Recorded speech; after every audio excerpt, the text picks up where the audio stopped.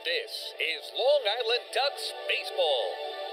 Justin Davies at the plate, the winning run at third. Crowd going nuts. Swung on, bouncing ball left side, off the mitt, up third baseman Brad Strauss. Here comes Willie Rodriguez. Justin Davies has done it again. The Ducks are one flag away from the championship. Jason Johnson makes the catch. He makes the catch, and the Long Island Ducks have swept the Camden River Sharks. They are the 2004 Atlantic League champions. Line butt up the third baseline. Esquivel charging in. They're not going to have a play, and the Ducks are the champions of the Atlantic League here in 2012. Going back is Adam Bailey. He settles under it. He makes the catch. Adam Bailey makes the catch, and for a second straight year, the Atlantic League trophy will reside on Long Island. The Ducks are the Atlantic League champions. And now it's time for the Long Island Ducks North Shore LIJ Southside Hospital pregame show. And a pleasant good evening and welcome to Santander Stadium here in York, Pennsylvania, where tonight Long Island Ducks take on the York Revolution. We had some technical difficulties to begin the broadcast, but we are underway, and all that you listeners have missed are two pitches to Phelan Lentini, who is the leadoff batter tonight for the Ducks. First pitch was a ball, second pitch was a swinging strike, and we're officially underway here in York, Pennsylvania. The third pitch of the ball game is a ground ball through the hole on the left side of the infield and into left field for a base hit. So Phelan Lentini leads off the ball game for Long Island with a base hit to left field, and the Ducks have their first base runner of the ball game and their first hit of the ball game as well. We apologize for those technical difficulties, but we are now live on both liducks.com and youtube.com/ducksbaseball. We'll try to do an abbreviated pregame while simultaneously going through the top of the first inning in tonight's ball game, as we set the lineup for first the Ducks, who are visiting the Revolution today, and the first of a four-game series as Cody Puckett at the plate takes a first pitch fastball upstairs for a ball, 1-0. Phelan Lentini leads things off for Long Island in right field. Cody Puckett bats second at second base. Lou Ford is a number 3 batter in center field. Randy Ruiz bats cleanup and is the designated hitter, as the 1-0 to Cody Puckett misses inside from the York Revolution starter Jorge Martinez, 2-0.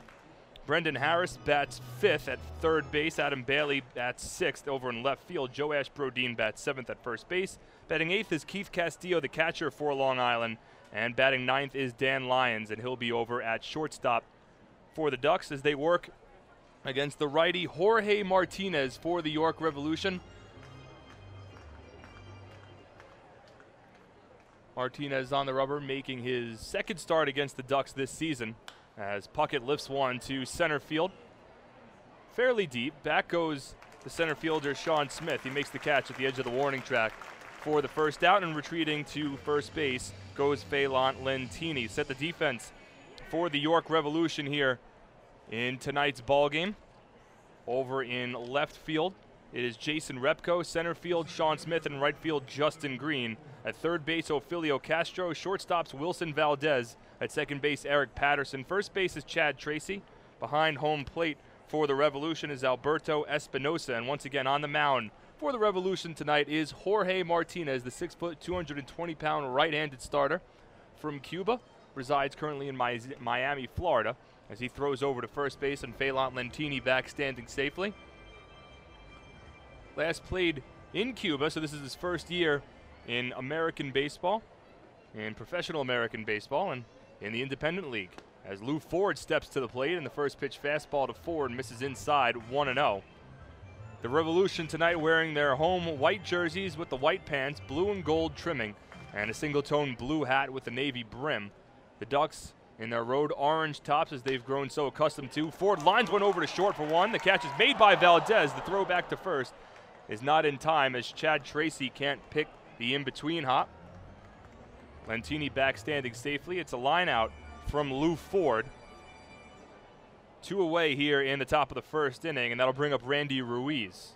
So the Ducks in their orange jerseys with the gray pants, black socks, and they'll be wearing their two-tone hats today, a black hat with an orange brim. The Ducks have worn their orange jerseys not only at home, but also on the road with regularity, as Ruiz, first pitch swinging, fouls it off down the first base side, out of play, 0-1.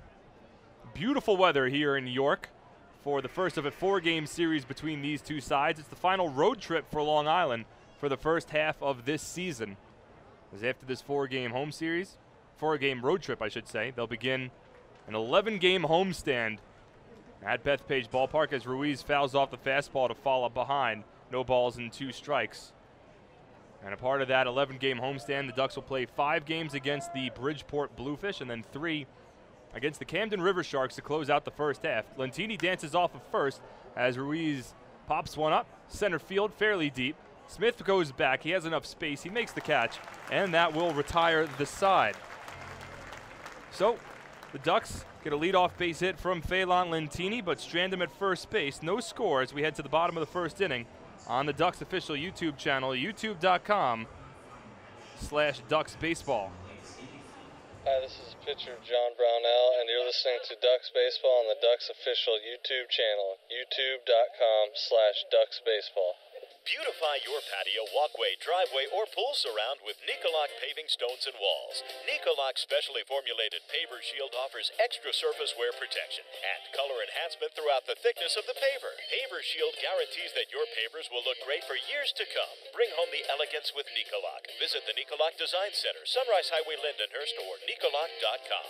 Let Nicoloc pavers, Nicoloc pavers, pave your way. Baseball fans, the Long Island Ducks mobile app has officially arrived. Powered by ClearVision Apps, it's your one-stop shop for all things Ducks baseball. Buy tickets straight from your mobile device. Receive game status updates with push notifications. Check out up-to-the-minute news and scores and interact with the Ducks on social media. Best of all, it's free. Download the Ducks mobile app today by visiting the App Store on your Apple-powered device or Google Play on your Android-powered device. The Long Island Ducks mobile app, with you wherever you flock to.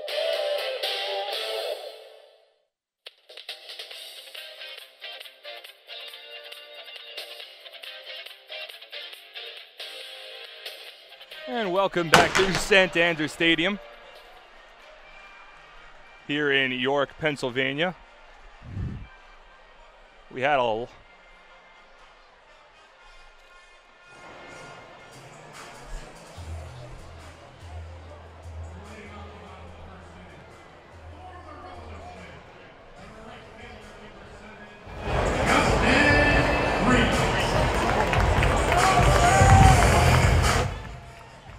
sorry for those brief excitement. Must have been a firework or something that went off here in York, Pennsylvania, as it totally knocked off the sound equipment that we had momentarily, but we're back.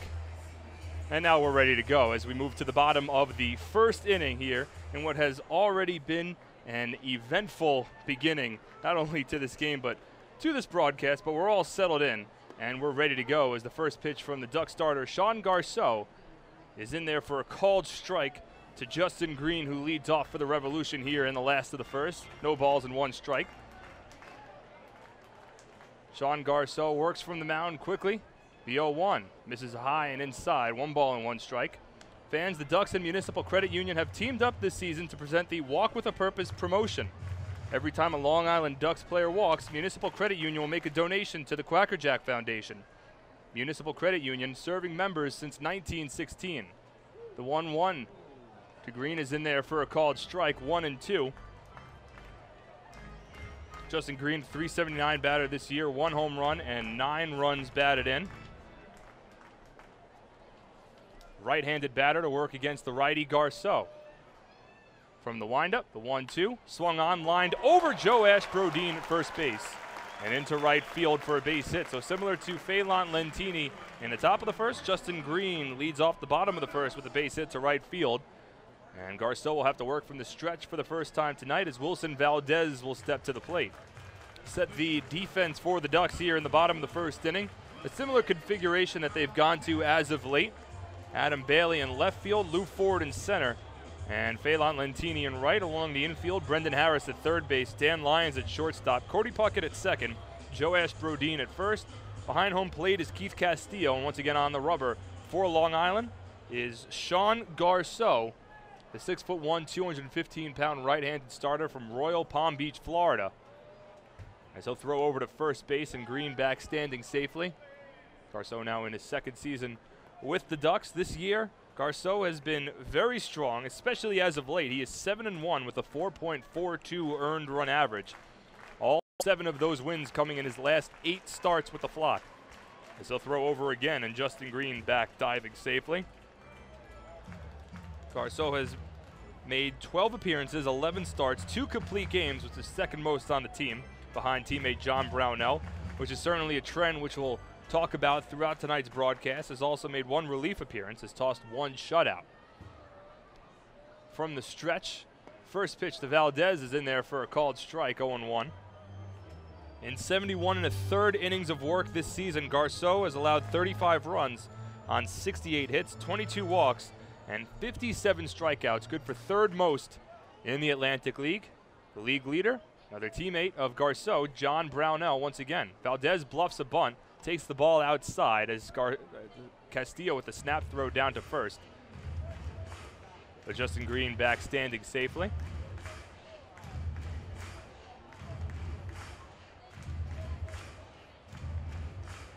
Apparently the large sound which momentarily knocked the sound off of our broadcast equipment was Cannonball Charlie. My first time here at York at Santander Stadium, I'm not used to Cannonball Charlie. But I guess that set off the sound momentarily, but we're all set. And we're happy to be here in southern Pennsylvania, as Green leads off of first. Garceau takes his time, and then Wilson Valdez asks for time at home plate. And it's granted to him by the home plate umpire tonight, Derek Moshe.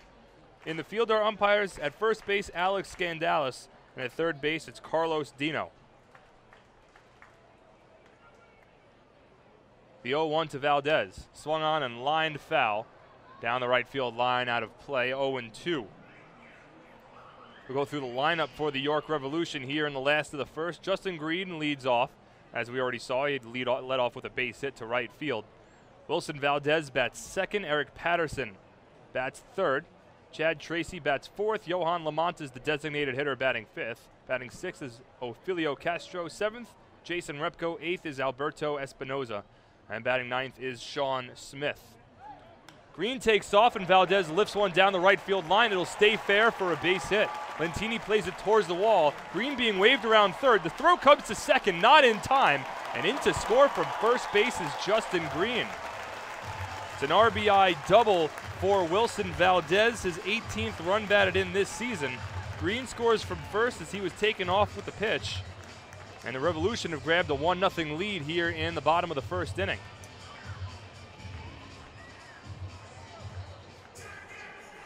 Well, this is a York Revolution team that certainly likes to utilize its speed, and we'll get into that as we move throughout the broadcast. Wilson Valdez was able to dump one into shallow right field down the foul line. And by the time Phelan Lentini went over to field it, his throw came into second.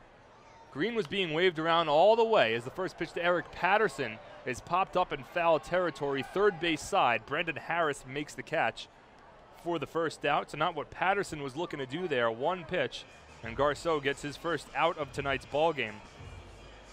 That'll bring up Chad Tracy. But on Valdez's double, didn't reach the wall in right field. Valentini's throw came into second to try to get Valdez. But the third base coach for the York Revolution and their bench coach, Anohel Polanco, was waving Green all the way, and he was able to come in to score. So 2 batters into the ball game, the York Revolution were able to grab a 1-0 lead over Sean Garceau, who, as we mentioned before, has just been so stellar for the Ducks as of late. Steve Foucault comes out to the mound early on here, just 3 batters into the ball game, to talk things over with Garceau and try to calm him down. Chad Tracy's the batter for the Revolution, a .258 hitter this year with 6 home runs and 37 runs batted in. A right-handed batter to work against Garceau, who works from the stretch. The infield plays back, the outfield straight up against Tracy. First pitch to Chad, a fastball that misses inside, 1 ball and no strikes. So a Justin Green leadoff base hit to right, a Wilson Valdez double, well, bit of a blooper down the right field line to score Green. And Eric Patterson is fouled off to third base to begin the bottom of the first inning here, as a fastball from Garceau is in there for a called strike. 1-1. 1-0 the Revolution lead here in the bottom of the first inning from Santander Stadium. Mark Schwartz on the call on the Ducks official YouTube channel. Garceau from the stretch. The 1-1 curve is chopped foul. Tracy out in front of that one, and he's fallen behind in the count 1-2. The Ducks entered tonight's ball game with an overall record this season of 33-24. It's the second best record in the Atlantic League, but unfortunately for the Ducks, it's also the second best record in their division, as the Somerset Patriots have been red hot as of late. Runner takes off, the 1-2 misses inside. Castillo's throw to third is not in time. It's a stolen base for Wilson Valdez, and that ties Phelan Lentini for the league lead in stolen bases this year with 24. With one away, Valdez swipes third base. First and second now unoccupied. Garceau finding himself in more danger here in the bottom of the first, and with Tracy at the plate, the Revolution will look to at least get this ball into the outfield to bring home Valdez.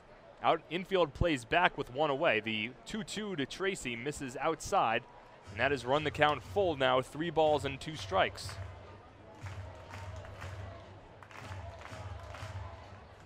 Well, this is certainly a York Revolution team that optimizes its speed. 82 stolen bases coming into tonight's ball game, easily the most in the Atlantic League. The 3-2 pitch to Tracy, swung on, grounded to short. This will get a run home. Lyons fields cleanly and onto first in time to throw out Tracy. But it's an RBI ground out from Chad Tracy, and that has extended the York Revolution lead to 2-0. Here in the bottom of the first, 2 away. And that'll bring up Johan Lamanta.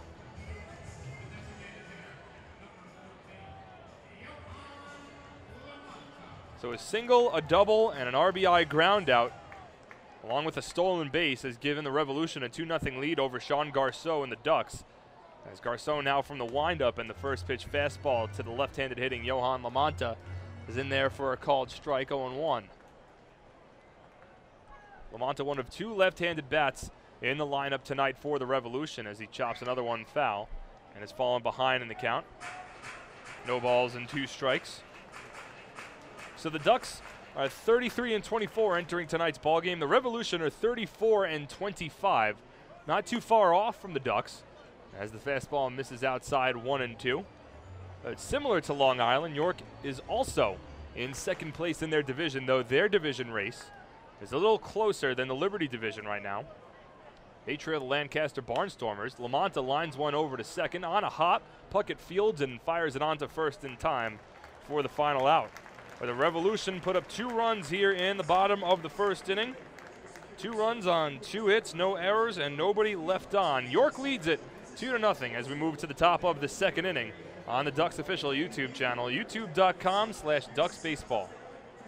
Hi, this is shortstop Dan Lyons. You can follow me on Twitter @TheDannyLyons, and you're listening to Ducks Baseball on the Ducks official YouTube channel, youtube.com/DucksBaseball.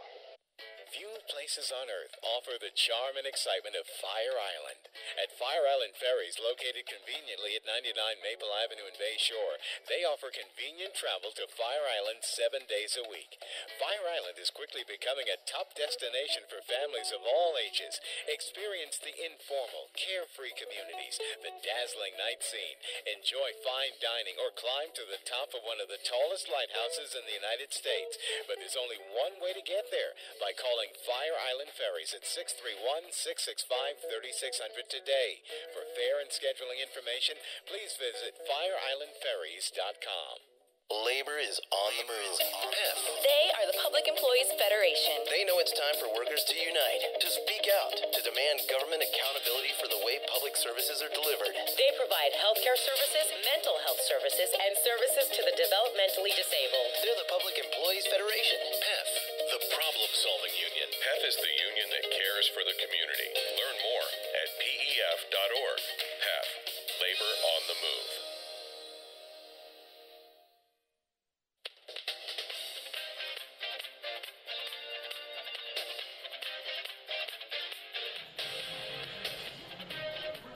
Well, welcome back to York, Pennsylvania. Mark Schwartz on the call here on the Ducks official YouTube channel, youtube.com/DucksBaseball. We apologize for the technical difficulties at the beginning of tonight's broadcast and the severely abbreviated pregame show.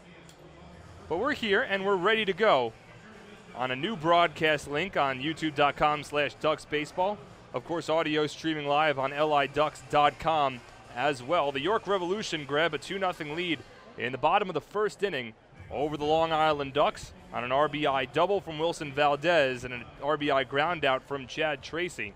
So here in the top of the second inning with the Ducks trailing, it'll be the 5, 6, 7 batters due up for Long Island. Brendan Harris, Adam Bailey, and Joash Brodin due up, as Jorge Martinez works from the windup in his second inning of work. And his fastball misses low to the right-handed hitting Brendan Harris. 1 ball and no strikes.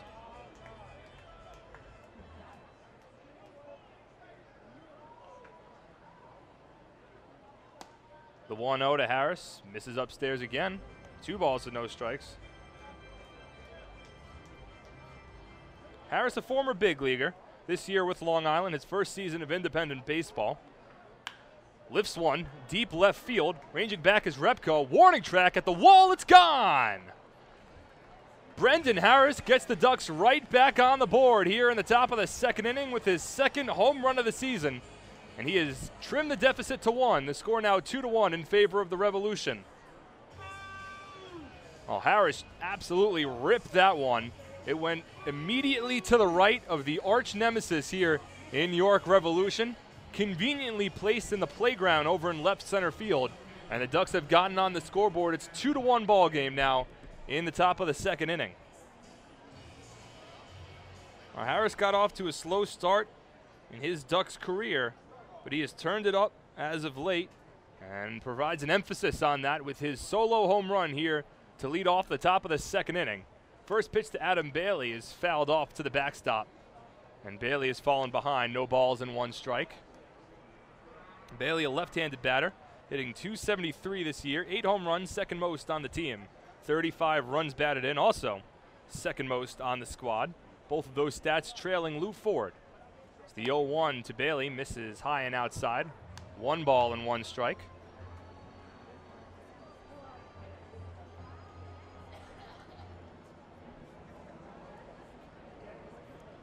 Martinez shakes off Espinosa, now works from the windup. The 1-1 is grounded over to third. Backhanded stop made by Castro on a hop, and he fires it onto first base to throw out Bailey for the first out here in the top of the second inning.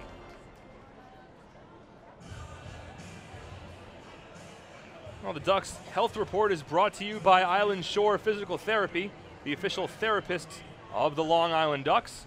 And good news on the front for Long Island, as there are no injuries of note with the Ducks, which is always a pleasant sign, especially now that Long Island is getting towards the end of the first half of this season. Amazing how fast time has gone so far already in the 2014 campaign, as Joash Brodin takes a first pitch fastball from Jorge Martinez.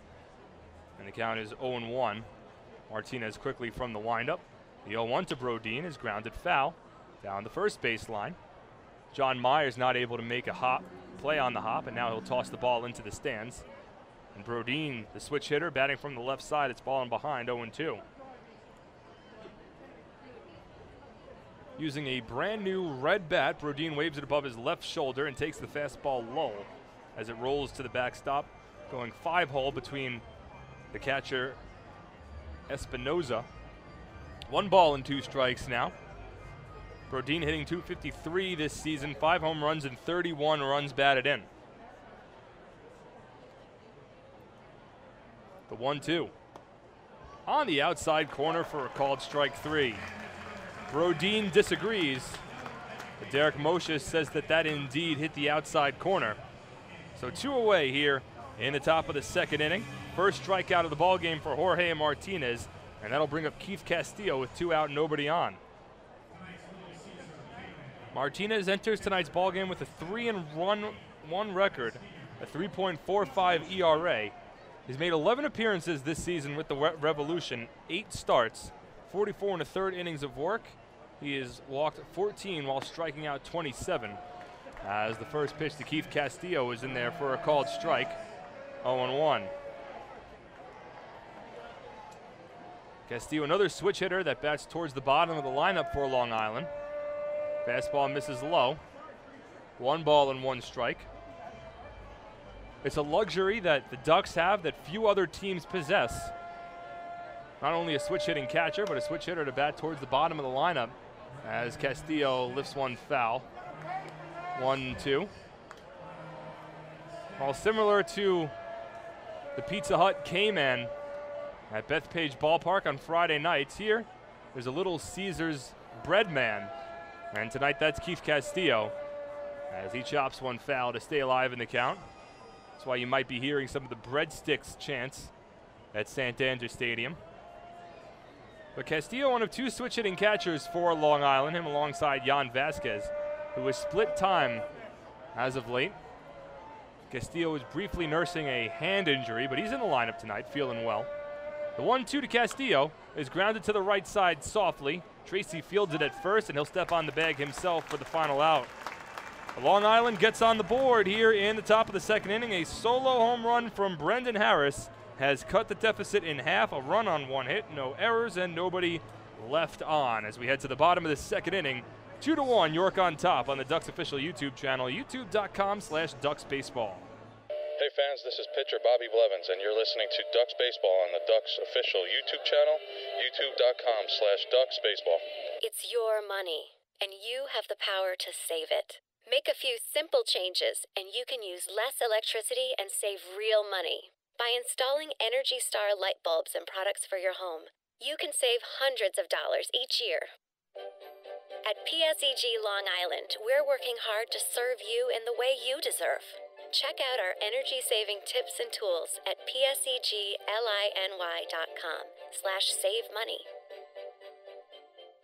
James Simmons is going back. He is looking up, and on Bark in the Park Night, that one is gone and reaches a kennel in Central Islip. That was another home run for the Ducks. And Duck fans, what's more fun than a home run that helps the Ducks win a game? How about a homer that helps the community win? Chappie's Funeral Home and the Long Island Ducks have once again teamed up for the Chappie's Home Run Challenge. If the Ducks hit 100 homers this season, Chappie's Funeral Home will donate $5,000 to the Quackerjack Foundation. So, every time a Ducks hitter goes deep this season, watch for the Chappie's Challenge home run count on the scoreboard. And if we reach 100, we're all a winner. Chappie's Funeral Home, where caring for others is a family tradition.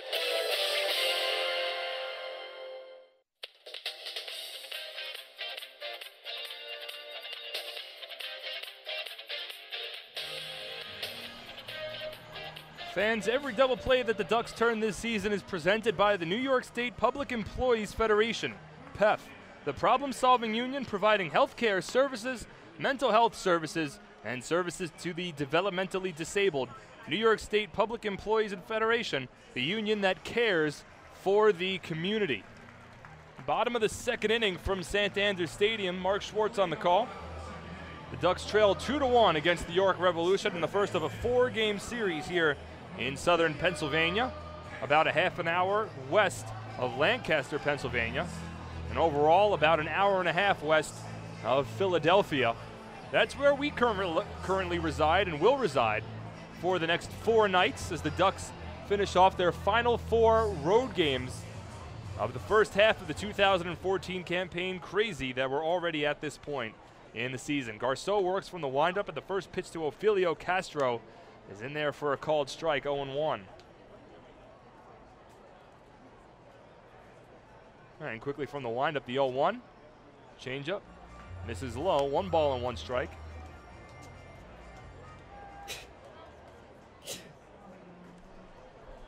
Castro, a right-handed batter, as the curveball drops in for a called strike, 1-2. 268 hitter this season, 2 home runs and 27 RBI. As Garceau looks to settle himself down after a bit of a rough bottom of the first inning. This one's lined right at Cody Puckett at second base, who's easily able to make the catch for out number 1. So Castro retired, and up comes Jason Repko. It'll be the first time that the Ducks face Jason Repko this season.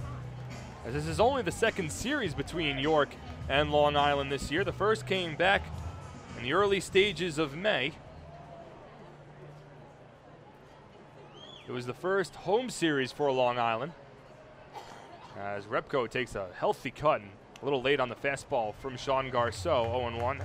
Repko, a right-handed batter working against the righty Garceau here. A 188 hitter with the Revolution so far this season, 2 home runs and 8 runs batted in, as the fastball misses inside. 1 ball and 1 strike. The Ducks and the Revolution split a 4-game series back at Bethpage Ballpark in the early stages of May. That included the Revolution spoiling a nice homecoming for Long Island as Repko lifts one down the right field line. Coming in is Phelan Lentini in foul territory. He makes the catch for the second out.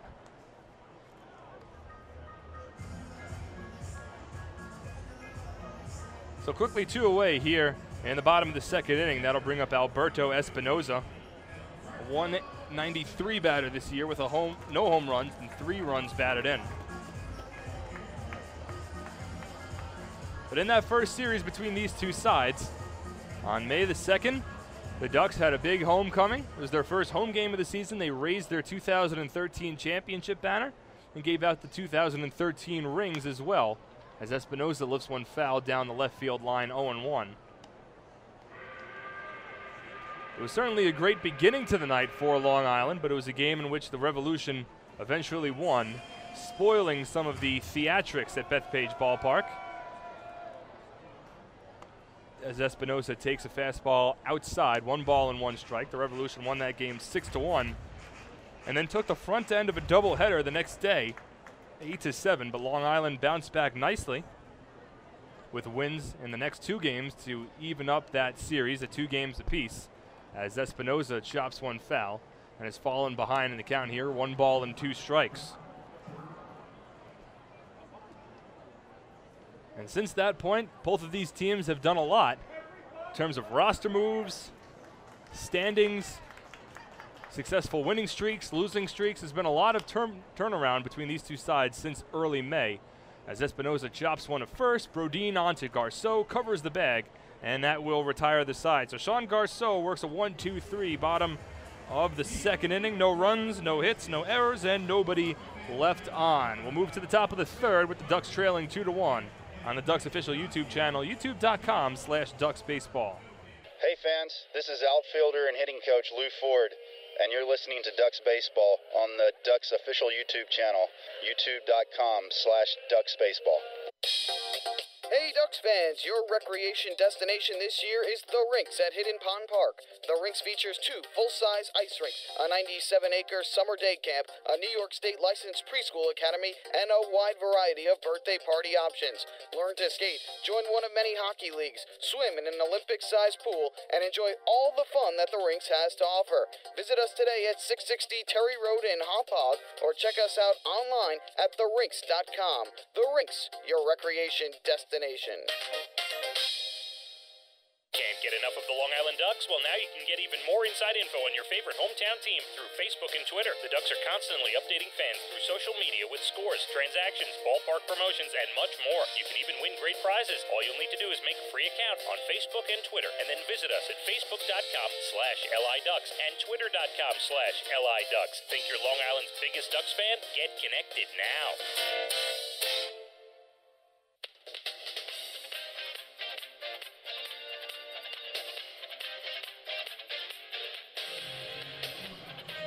2-1 the Ducks trail here in the top of the third inning. Mark Schwartz on the call on the Ducks official YouTube channel, youtube.com/DucksBaseball.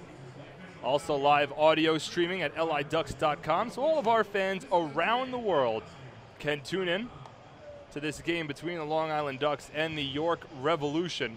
Jorge Martinez will come back out for the top of the third, his 3rd inning of work, as he works here against the 9-1-2 batters for Long Island. Dan Lyons will lead things off, followed by Phelan Lentini and Cody Puckett for the Ducks on a very comfortable Thursday evening in York, Pennsylvania. Nice sized crowd here at Santander Stadium. A lot going on in this ballpark, though, especially when you view it from behind home plate. There's a lot of things to look at which provides certainly for an exciting atmosphere. Of course, the big note, both literally and figuratively, is in left field with the arch nemesis, as the first pitch to the right-handed hitting Dan Lyons is in there for a called strike, 0-1. Lyons a .256 batter this year, no home runs and 13 RBI. The arch nemesis, of course, is the rather large outfield fence in straightaway left field, as Lyons fouls off the fastball to fall behind 0-2. I've been told that it stands 30 feet high and protects Arch Street here in York, which is why it's the arch nemesis, though I would argue that if it's protecting Arch Street, it should be called the Arch Friend or the Arch Alliance or something along those lines, as the curveball misses outside to Lyons, 1 ball and 2 strikes. I mean, if it's preventing balls from hitting Arch Street, you would think that in relative form that it would be a friend of Arch Street and wouldn't be a nemesis because it's protecting it. Lyons lifts one to shallow center. Smith's over, barely has to move, and he makes the catch for the first out. Nonetheless, I'm not in charge of the naming rights. It's the arch nemesis, and it certainly adds a bit of personality to this ballpark. As the lineup turns back over to the top, and Phelan Lentini was one of 2 hits for the Ducks so far. He led off the ball game with a base hit through the hole on the left side, but was stranded at first base when the Ducks failed to advance him. First pitch here to Phelan is in there for a called strike, 0-1. With that base hit for Phelan Lentini, it improved his hitting streak to a season-high 20 games. Longest hit streak of the season for any Duck player, as the 0-1 to Lentini misses inside as he jackknifes out of the way. Entering tonight, Phelan was on a 19-game hitting streak, during which he was batting .375. As the 1-1 is popped up, shallow center, now shading towards right center, and making the catch is Justin Green for the second out. So quickly 2 away here in the top of the second. That'll bring up Cody Puckett with 2 out and nobody on. So Lentini on that 20-game hit streak, which is the 4th longest on-base streak for Long Island this season. Of course, the longest on-base streak, it's no longer currently active, but the longest on-base streak this year was by the man who steps to the plate right now in the form of Cody Puckett. From May 6th to June 6th, he reached base in 29 consecutive games as he takes the slider along the inside corner for a strike, 0-1. The Ducks have had 3 on-base streaks of at least 25 games this season.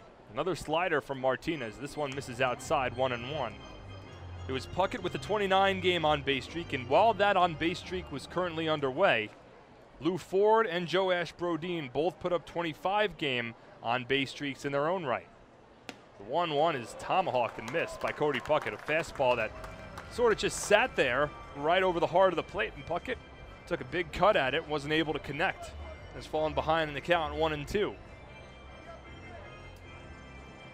So Puckett has currently made his presence known in this Ducks lineup this season. His first year in independent baseball, first year with Long Island, the 1-2.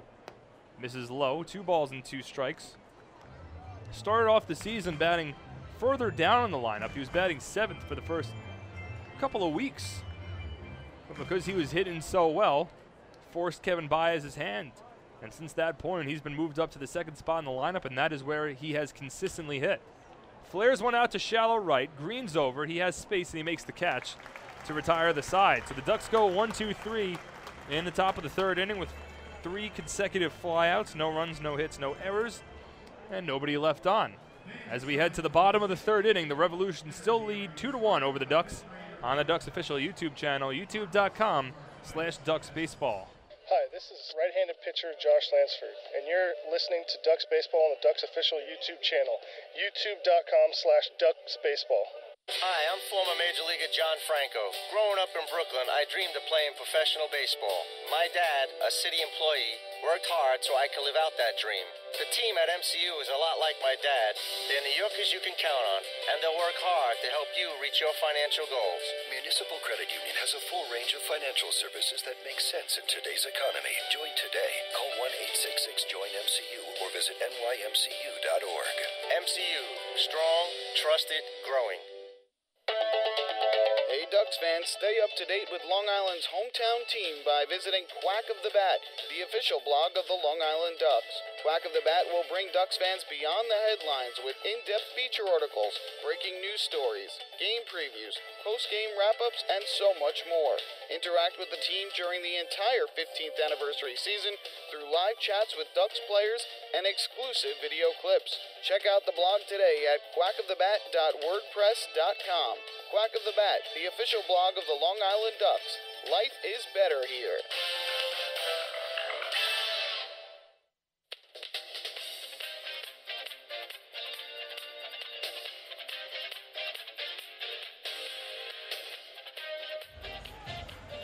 Sean Garceau back on the mound for the bottom of the third inning here at Santander Stadium.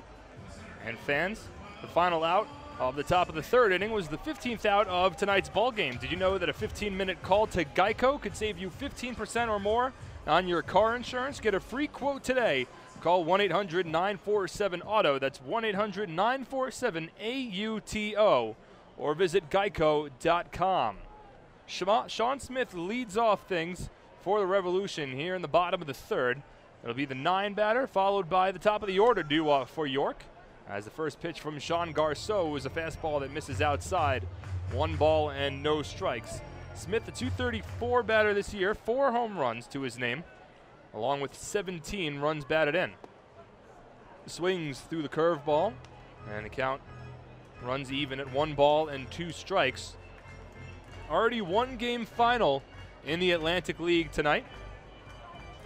That happened earlier today. It was camp day over in Lancaster, Pennsylvania, as the 1-1 to Smith misses inside, 2-1. So they had an 11 a.m. start time between them and the Southern Maryland Blue Crabs. It was a game in which Lancaster won 7-0, which certainly makes things a little more interesting for the Revolution here tonight, as Smith fouls off the fastball, 2-2. Entering today, before either team played, the Revolution were actually even with the Lancaster Barnstormers for first place in the Freedom Division.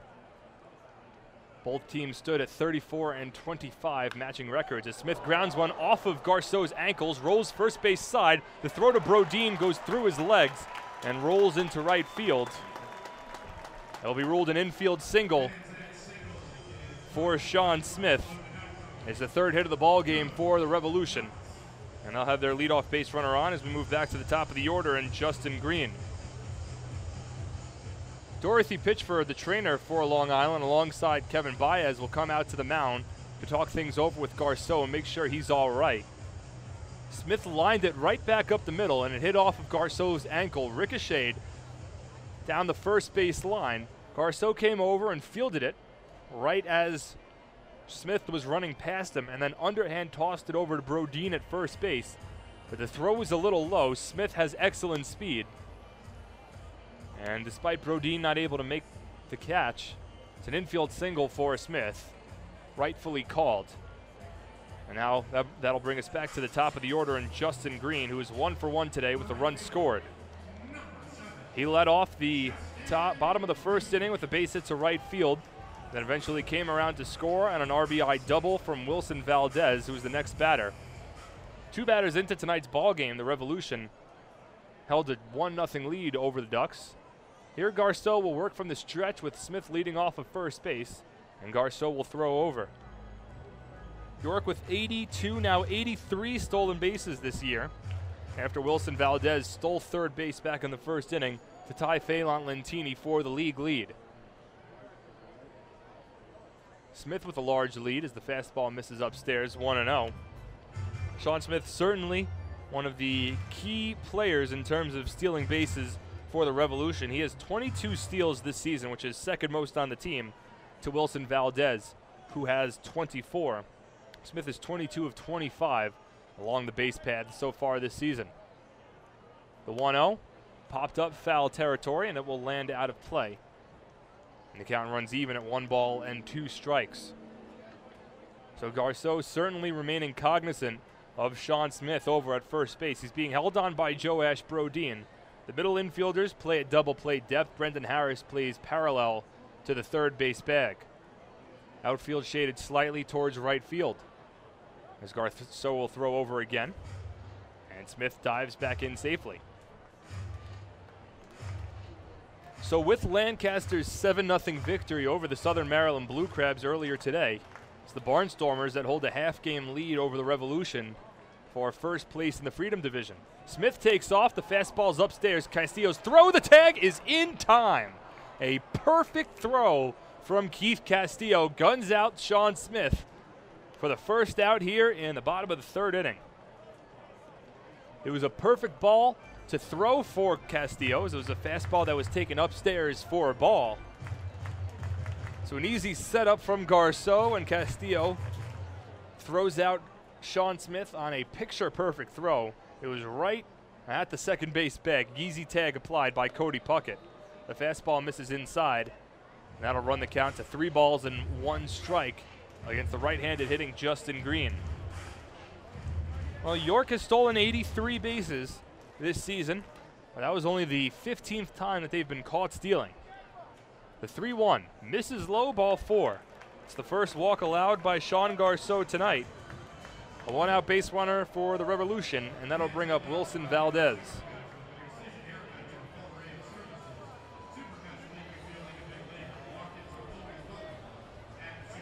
Well, during Garceau's latest streak of strong pitching, he has seldom struggled with the walks, except for his last start, which came at Camden back on June 19th. It was a game in which he won, a game in which the Ducks won 2-1, tossed 7 innings, allowing just 1 run on 3 hits. As the first pitch to Valdez is in there for a called strike, 0-1. Just the 3 hits allowed were strong for Garceau, but he did walk 5 in that performance, which is uncharacteristic for Garceau. He has not struggled with walks all season long. Just 22 entering tonight's ball game compared to 57 strikeouts. He throws over to first, and Justin Green just able to dive back in safely. But even forgetting about those walks for a second, his last start out continued a streak of extremely strong pitching for Garceau. Again, he has won his last 4 consecutive starts and has won 7 of his last 8 starts. Green takes off. It's a pitch out. Castillo's throw to second is in time again. It was a short throw. Lyons made the pick and applied the tag. Keith Castillo throws out a pair of potential base stealers here against the York Revolution consecutively in the bottom of the third inning, and 2 away now with Wilson Valdez at the plate. Well, one way to combat the dangerous stolen base game of the York Revolution is to simply beat them at it and throw them out. And that's exactly what Keith Castillo has done here in the third inning, as the curveball drops in for a strike and the count moves to 1 ball and 2 strikes. So the Revolution have already had a good amount of base runners so far tonight, 4 to be exact. 3 of those 4 have attempted to steal a base, and 1 of those 3 have been successful. And that man is at the plate right here in Wilson Valdez. But the fastball is on the outside corner for a called third strike. It's Garceau's first strikeout of the ball game. And a strong inning not only for Sean Garceau, but also especially for Keith Castillo. As we move to the top of the 4th, the Revolution lead 2-1 on the Ducks official YouTube channel, youtube.com/DucksBaseball. Hi, this is Joash Brodin, first baseman, and you're listening to Ducks Baseball on the Ducks official YouTube channel, youtube.com/DucksBaseball. North Shore LIJ, Southside Hospital in Bayshore, is the healthcare heart of our community.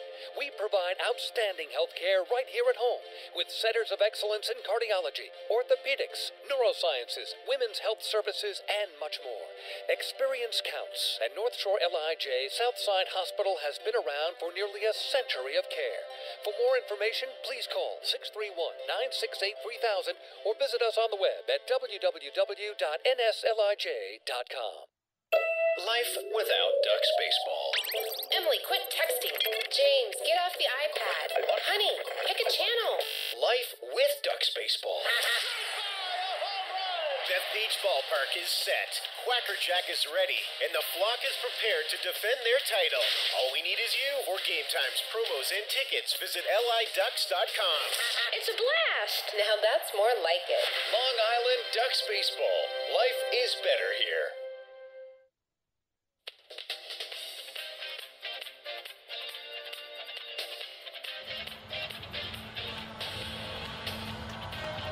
Well, fans, do you think that you've seen it all? Because I certainly have. Back here in the top of the fourth inning, the special promotion tonight at Santander Stadium is Cowboy Monkeys, which is certainly quite entertaining in between innings, as there are currently 3 very small monkeys. I'm not sure what kind of monkeys they are, but they're cowboy monkeys, but they're small monkeys that are riding on the tops of the backs of 3 different dogs that were running around in the outfield that were trying to herd 3 different baby lamb, it looked like, or 3 different baby sheep or whatever. It was very eventful stuff, and it's kind of threw me off for a little bit, but it's the first time I've ever seen anything quite like that. The Cowboy Monkeys have left the field, and we're about set to begin the top of the fourth inning with the Ducks trailing 2-1. But certainly some nice entertainment here at Santander Stadium for the fans in between innings. Cowboy Monkeys. I've just about seen it all now with that. But we're back as Jorge Martinez will work against the heart of the order for Long Island on top of the fourth inning. It'll be Lou Ford followed by Randy Ruiz and Brendan Harris, with Long Island trailing 2-1. Ford will lead things off, a right-handed batter to work against the righty Martinez. Takes a slider outside for a ball, 1-0. 2 runs on 3 hits for the Revolution so far, both runs coming in the bottom of the first inning. A run on 2 hits for Long Island, as Ford dribbles one foul, 1-1. The lone Ducks run came on a solo home run from Brendan Harris in the top of the second inning off of Jorge Martinez. Ford steps to the plate here with a .373 batting average, 11 home runs, and 50 runs batted in. Lines one foul down the left field line. And the count runs to 1 ball and 2 strikes. Ford lined out to the shortstop, Wilson Valdez, his first time up. He entered today at least tied for a league lead in all 3 of the Triple Crown categories. Home runs, runs batted in, and batting average. That has since changed after Lancaster's game earlier today, as the curveball misses low. And the count runs even at 2 balls and 2 strikes. Really the big challenger for Lou Ford in terms of the Triple Crown right now in the Atlantic League is the Lancaster Barnstormers' Cole Garner, as the 2-2 to Ford is swung on and missed strike 3. Martinez challenged him with the fastball and won that battle. Ford now 0 for 2 on the evening, and that'll bring up Randy Ruiz with 1 out, nobody on. Ruiz flew out to center field his first time up. But as it currently stands in the Atlantic League, Lou Ford leads the league in batting average at .373, 33 points higher than Cole Garner, as the fastball to Ruiz is at the knees for a called strike, 0-1. Of course, that batting average for Ford will change once this game goes final, as he's 0 for 2 so far, as Ruiz taps one foul down the first base line, 0-2. But he was 33 points ahead of Garner entering tonight's ball game. In batting average, was 5 RBI ahead of Garner. His 50 to Garner's 45. As the 0-2 to Ruiz is lined deep center field. Moving back at Smith. He got a wrong read on it, but leaps and makes the catch right at the edge of the warning track for the second out. Often said that the hardest balls to read off the bat are the ones that are hit right on a line directly at you. Smith had to make a couple of adjustments while he was ranging back towards the warning track on that play, but eventually was able to leap up and run that ball down. So 2 away here in the top of the 4th, and Brendan Harris will step to the plate. 1 for 1 with a solo home run and came back in the 2nd inning. But to finish up the note on Lou Ford, Cole Garner hit a home run earlier today for the Lancaster Barnstormers as the fastball misses to Brendan Harris, 1-0. So right now Cole Garner leads the Atlantic League in home runs with 12. Ford has 11. The 1-0 in there for a called strike, 1-1. So it's been an interesting battle for Lou alongside not only Cole Garner, but earlier this season, Blake Galen of the Lancaster Barnstormers for those Triple Crown categories, as Harris rips one foul down the first base line. Count stays at 1 ball and 2 strikes. And it looks like that battle will continue to progress, as there's really no other players in the Atlantic League that can currently threaten for either of the Triple Crown categories. The 1-2 to Harris misses outside, 2-2. Phelan Lentini of Long Island is 3rd in the league in hitting, entering tonight's ballgame with a .324 batting average. And after that, it's Wilson Bautista of the Lancaster Barnstormers at .319. So batting average is still pretty safe for Lou as it currently stands, as the slider misses outside to run the count full, 3-2. Brock Kilgard of the Lancaster Barnstormers has 10 home runs. James Simmons has 9 for the Bridgeport Bluefish. Simmons has been stuck at 9 for a while now, as the 3-2 comes inside and hits Harris. A fastball that got away from Jorge Martinez. He's not happy with himself, but Harris will take first base as the fastball grazed his hip. A first hit batsman of tonight's ball game. That'll give the Ducks a 2-out base runner for the power hitting Adam Bailey. Second time that Brendan Harris has been hit by a pitch this season.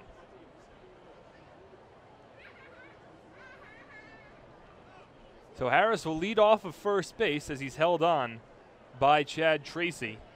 And Adam Bailey at the plate, a lefty on righty matchup for Long Island, trailing by 1 run here in the top of the 4th inning as Martinez throws over and Harris back standing safely. 2 runs on 3 hits for the Revolution, 1 run on 2 hits for Long Island. 2 outs and a runner at first base here in the top of the 4th inning at Santander Stadium in York, Pennsylvania.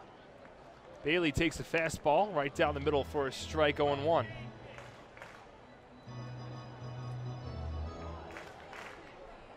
terms of the RBI chase in the Atlantic League, Ford has 50. Garner has 45. The next closest is Johan Lamonta of the York Revolution with 40, as the curveball misses upstairs, 1-1. So really the only threat to Lou Ford for either of the 3 Triple Crown categories is Cole Garner. Garner 33 points behind in batting average, 1 home run ahead of Ford, and 5 runs batted in behind. As Harris has to dive back in safely to first base with Martinez throwing over. Bailey grounded out to third base his first time up. He's 0 for 1 tonight. The 0-1. At the knees for a called strike. Sorry, that was a 1-1 pitch, so the count now 1-2.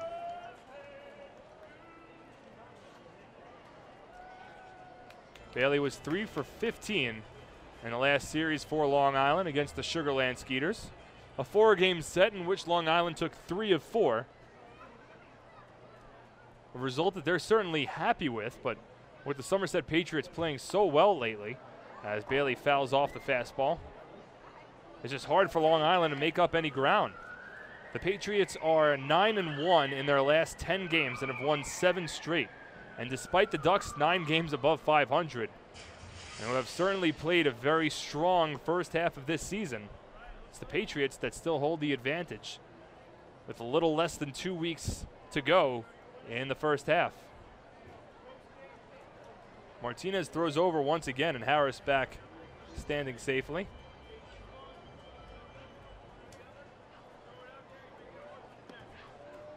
Fastball misses inside to Bailey. Count now 2 balls and 2 strikes. Some clouds starting to creep in here at York, Pennsylvania, moving from left field towards the field of play. But still nothing too ominous. We're looking fine for tonight's ball game. The 2-2 to Bailey is swung on and popped up, foul territory, first base side. Over comes Chad Tracy. He makes the catch, and that will retire the side. So no runs for Long Island on no hits, no errors, and one runner left on. As we move to the bottom of the fourth inning, the Revolution still lead 2-1 over the Ducks on the Ducks official YouTube channel, youtube.com/DucksBaseball. Hey fans, this is pitcher Sean Garceau, and you're listening to Ducks Baseball on the Ducks official YouTube channel, youtube.com/DucksBaseball. Beautify your patio, walkway, driveway, or pool surround with Nicolak paving stones and walls. Nicolak's specially formulated paver shield offers extra surface wear protection and color enhancement throughout the thickness of the paver. Paver shield guarantees that your pavers will look great for years to come. Bring home the elegance with Nicolak. Visit the Nicolak Design Center, Sunrise Highway, Lindenhurst, or Nicolak.com. Let Nicolak Pavers, Nicolak Pavers, pave your way.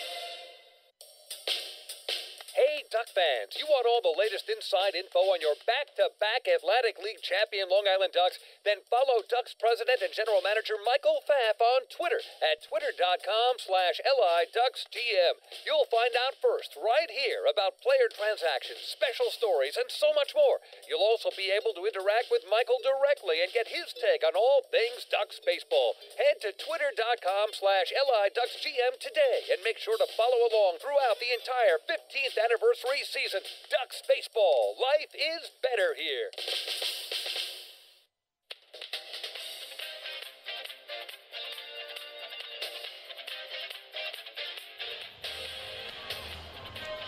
And welcome back to Santander Stadium here in York, Pennsylvania. Mark Schwartz on the call. Thank you so much for joining us here on this Thursday evening of Long Island Ducks baseball. Currently, the Ducks trailing the York Revolution 2-1 in the bottom of the fourth inning. 2 runs on 3 hits for York, 1 run on 2 hits for Long Island. Garceau back on the rubber now for his 4th inning of work. He has settled down nicely after allowing 2 runs to the Revolution in the bottom of the first inning. Here in the 4th, it'll be the heart of the order for the Revolution. Eric Patterson followed by Chad Tracy and Johan Lamonta.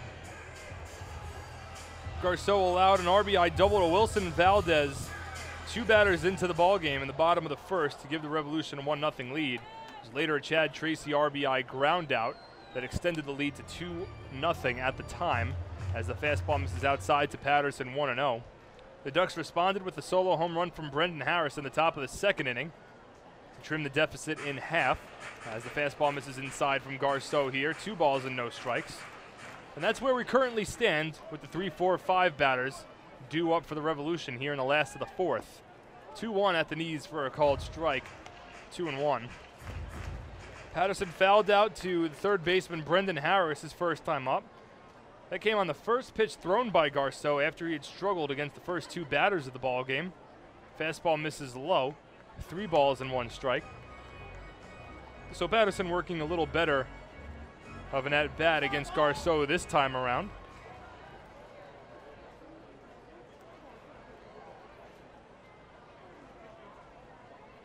From the windup, the 3-1. It's popped up, foul territory. Will Keith Castillo have enough space? He ranges over, and he does. A nice basket catch made by Keith Castillo. Reminiscent of Willie Mays, only in the way that he caught that ball. 1 away here in the bottom of the 4th, and that'll bring up Chad Tracy. So the second time that Eric Patterson has fouled out tonight. And now Tracy steps in. It's a nice play made by Keith Castillo. Is running right towards the netting of the backstop here at Santander Stadium and sort of trapped the ball with a basket catch made over the shoulder. Tracy, first pitch swinging. Can't catch up to the fastball from Sean Garceau, 0-1. That was a high fastball from Garceau, tantalizing for Tracy. And he tried to hit that ball a country mile, just wasn't able to catch up. A righty on righty matchup here between Garceau and Tracy, the 0-1. Misses upstairs, 1 ball and 1 strike. If you're not familiar with the configuration here in York, Pennsylvania.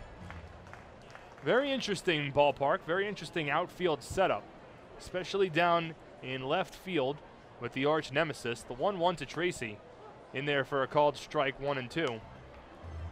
A 30-foot high fence that extends from the left field foul pole over towards left center. It's 300 down the line. Well, with that 30-foot high wall, it sort of negates how close it is to home plate, as Tracy softly grounds one over to second. Puckett makes the play onto first in time for the second out. And that'll bring up Johan Lamonta. Straightaway center field here in Santander reads 408 feet, with I'd say about a 15-foot high wall, maybe a little taller than that. No, it's about a little less than the size of the arch nemesis, so maybe like 15, 14-foot high fence in straightaway center field, working sort of as a batter's eye as Lamonta lifts the first pitch down the left field line. A lot of space to cover for Bailey, and he can't get there in time. It drops for a base hit. Bailey quickly gets the ball along the infield. But it's a single for Johan Lamonta. He'll certainly take it. It was a blooper that was able to land fair down the left field line. Bailey was playing in deep left center against the left-handed hitting Lamonta, and he was just able to sneak that one fair. It was a 2-out base hit for York, their 4th hit of the ball game. That'll bring up Ophilio Castro, who lined out to second base his first time up. So it's 408 to straightaway center field here at Santander Stadium. And in right field, 325 down the line. But again, an elevated wall from right field to, well, not exactly right center, but closer to right center. Fence about 15 feet high. First pitch to Castro is fouled off, 0-1. So in the gaps here is potentially the easiest place to hit a home run, as you have a normal-sized fence in both left center and right center field. Beyond the fence in left center, there is a playground where a nicely illuminated merry-go-round is currently active alongside a couple of playhouses and a bouncy slide. This one's grounded over to third base. Brendan Harris with the long throw. It's dug out by Joe Ashbrodeen, and that will retire the side. So no runs for the Revolution on one hit, no errors, and one runner left on. The score remains 2-1 in favor of York as we move to the top of the 5th inning on the Ducks official YouTube channel, youtube.com/DucksBaseball. Hey fans, this is infield Sergio Miranda, and you're listening to Ducks Baseball on the Ducks official YouTube channel, youtube.com/DucksBaseball. James Simmons is going back. He is looking up, and on Bark in the Park Night, that one is gone and reaches a kennel in Central Islip. That was another home run for the Ducks. And Duck fans, what's more fun than a home run that helps the Ducks win a game? How about a homer that helps the community win? Chappie's Funeral Home and the Long Island Ducks have once again teamed up for the Chappie's Home Run Challenge. If the Ducks hit 100 homers this season, Chappie's Funeral Home will donate $5,000 to the Quacker Jack Foundation. So every time a Ducks hitter goes deep this season, watch for the Chappie's Challenge home run count on the scoreboard. And if we reach 100, we're all a winner. Chappie's Funeral Home, where caring for others is a family tradition.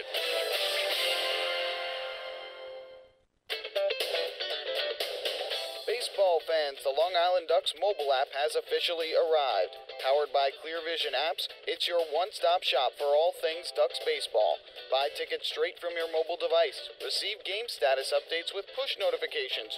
Check out up-to-the-minute news and scores and interact with the Ducks on social media. Best of all, it's free. Download the Ducks mobile app today by visiting the App Store on your Apple-powered device or Google Play on your Android-powered device. The Long Island Ducks mobile app, with you wherever you flock to.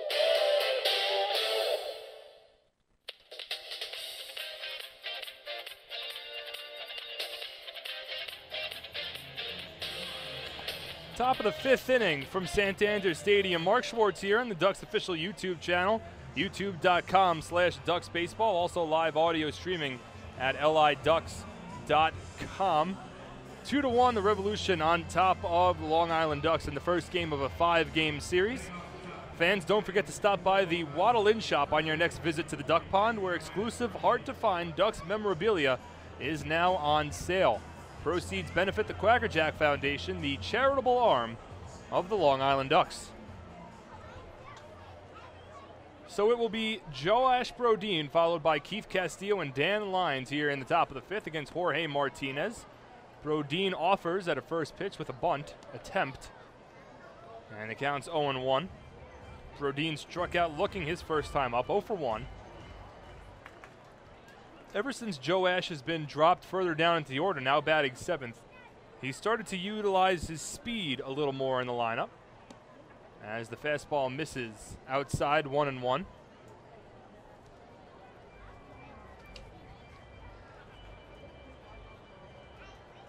Brodin with 9 stolen bases this year, second most on the team to Phelan Lentini, who has 24, tied for the league lead with Wilson Valdez.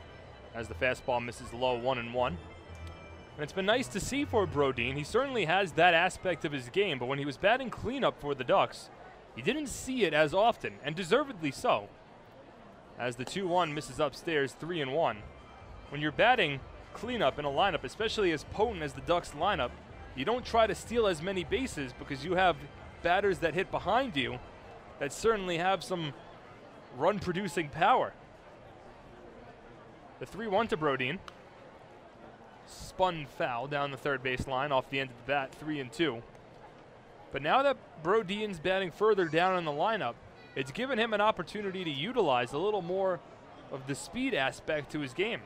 And it's worked out well for Joash. Martinez from the windup, the payoff pitch is chopped foul. And Brodin stays alive with the count 3-2. It also proves just how deep this Ducks lineup can be. When you have a batter that had been batting cleanup for the majority of the season, has now moved down to the 7th spot and hasn't really lost a beat. The 3-2. Fouled off down the first base line. Joash, a switch hitter, of course, batting from the left side here against Jorge Martinez, who has pitched well through the first 4 innings of tonight's ballgame. Brodin was the leadoff batter for Long Island 4 times at the beginning of this season, but has since moved around in the lineup. The 3-2 is lifted to center field, right at Sean Smith, a little off the end of the bat. Smith ranges in and makes the catch for the first out. That'll bring up Keith Castillo. Only 2 hits so far for Long Island. Phelan Lentini had a leadoff single in the top of the first inning, and Brendan Harris had a solo home run to lead things off at the top of the second. Those are the lone 2 hits for the Ducks so far. Now the switch hitting Keith Castillo will step to the plate here with 1 out, nobody on in the top of the 5th inning. The Ducks trailing the Revolution 2-1. First pitch to Keith. Fastball misses outside, 1 ball and no strikes. To finish up on Brodin, he had hit first in the lineup 4 times as the 1-0 misses inside. Third in the lineup 7 times, and then clean up 37 times. Also bats 6th 3 times, and now 7th 4 times as well. Brodin, more so than any other player in the Ducks lineup, has certainly started in different spots in the lineup.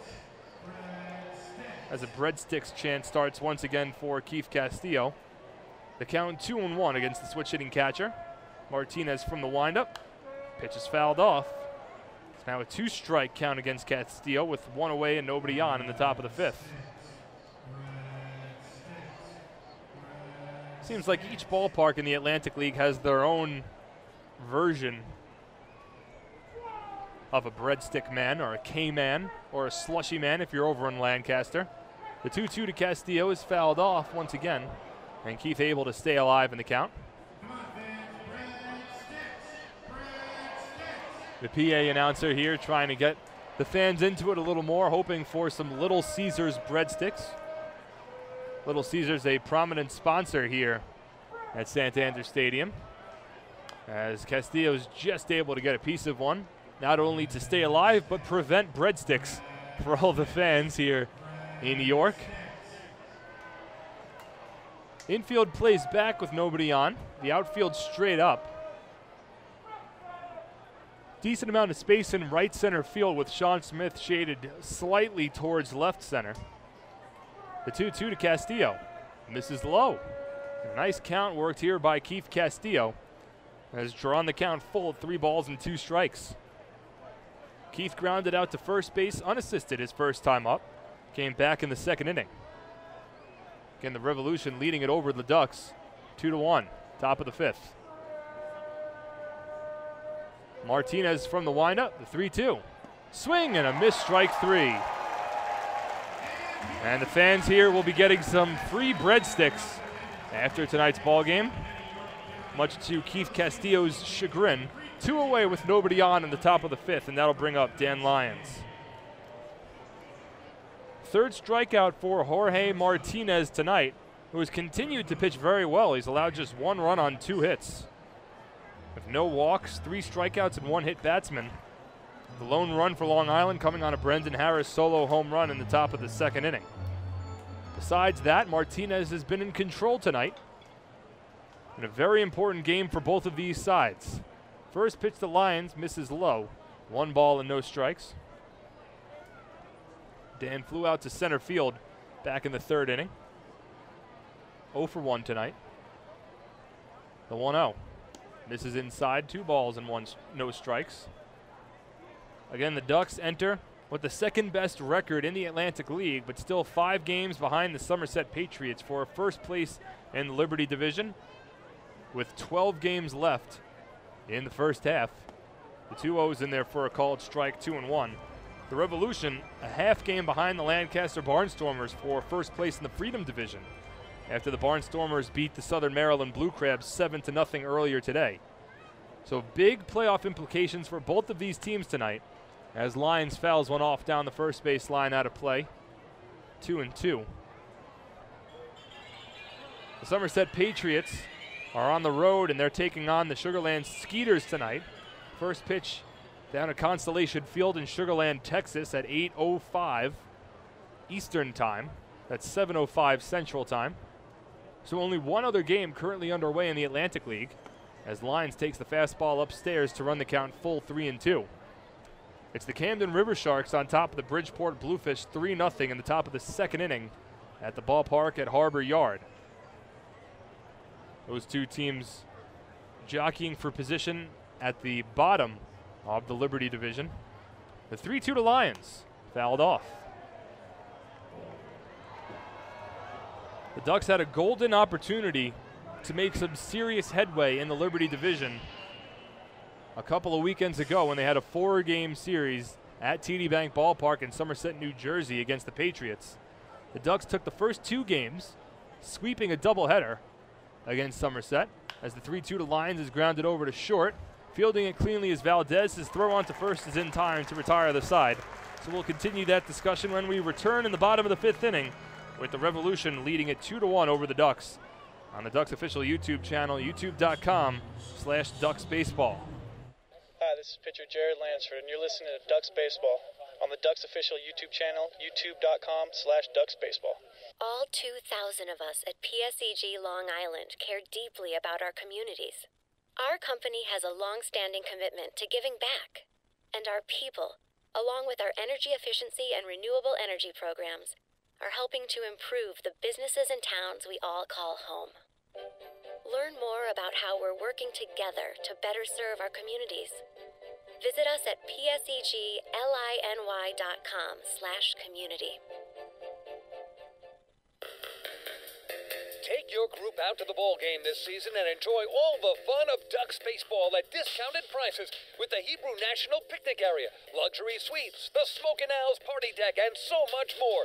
Bringing your group to the game will be an unforgettable experience. The Ducks even offer opportunities to sing the national anthem, serve as a color guard, be the Nicolak Dream Team, put on a pregame performance, display your group's artwork, or shag fly balls during Ducks batting practice. To book your outing today, call 631-940-3825 and ask for the group sales department. Long Island Ducks baseball. Life is better here.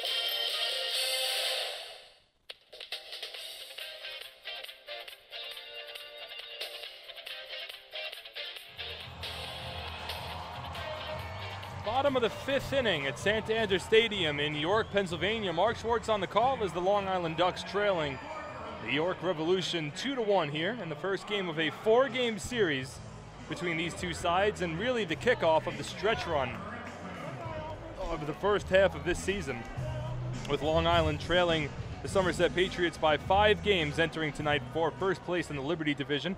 Of course, winning that first half of the season is crucial for any team competing, as the first pitch from Garceau is a curveball that misses inside for ball 1.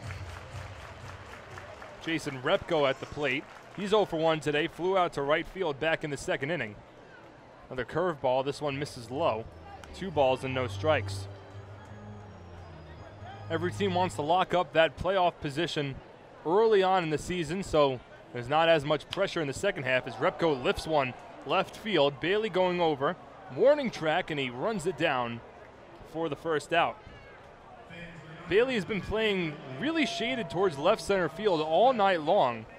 And that's the second time that he's had to cover a lot of ground to make a play down the left field line. The first time he wasn't able to do so when Johan Lamonta was able to drop a base hit down that left field line. This time he's able to run down the fly ball off the bat of Jason Repko.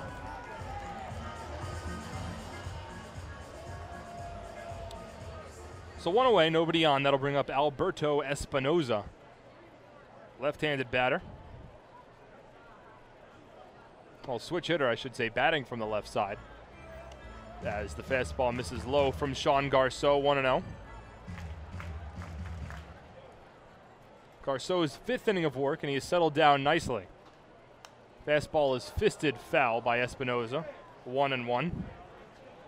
Garceau allowed 2 runs in the bottom of the 1st inning on an RBI double from Wilson Valdez and an RBI ground out from Chad Tracy. But since that point, has kept the Revolution off the scoreboard. Certainly helped out by his defense, namely Keith Castillo, the catcher tonight for Long Island. It's the 1-1, misses low. 2 balls and 1 strike. In the bottom of the 3rd inning, Sean Smith, who has excellent speed, led off with an infield single. He was then thrown out trying to steal second base. The next batter, Justin Green, who also has excellent speed, then walked as Espinoza fouls off the fastball, 2-2. And then Green tried to steal second base. And for the second consecutive time in that inning, Keith Castillo threw out a potential base stealer for the York Revolution. And that kept the York offense at bay in the 3rd inning and kept it a 1-run ball game. The 2-2 to Espinoza misses upstairs, 3 balls and 2 strikes. But looking back at the Ducks series against the Somerset Patriots a couple of weekends ago, it was really a pivotal point in this season, especially after the Ducks had swept the doubleheader for the first 2 games of that series, as Espinoza chops another one foul to stay alive. Long Island had won the first 2 games to go within a game and a half of the Somerset Patriots for first place in the Liberty Division. That was at the front end of an 8-game road trip for Long Island. And they had just 2 more games against the Patriots in the immediate series and in the first half series between both of those sides. As the 3-2 to Espinoza is swung on and missed, strike 3. Second strikeout of the ball game for Sean Garceau, 2 away here in the last of the 5th, and that'll bring up Sean Smith. But after the Ducks took the first 2 games of that series, the Patriots responded to win the next 2 games, and it was really the final game of that series that felt as though if it was a backbreaker for Long Island in their hopes of winning the first half title in the Liberty Division.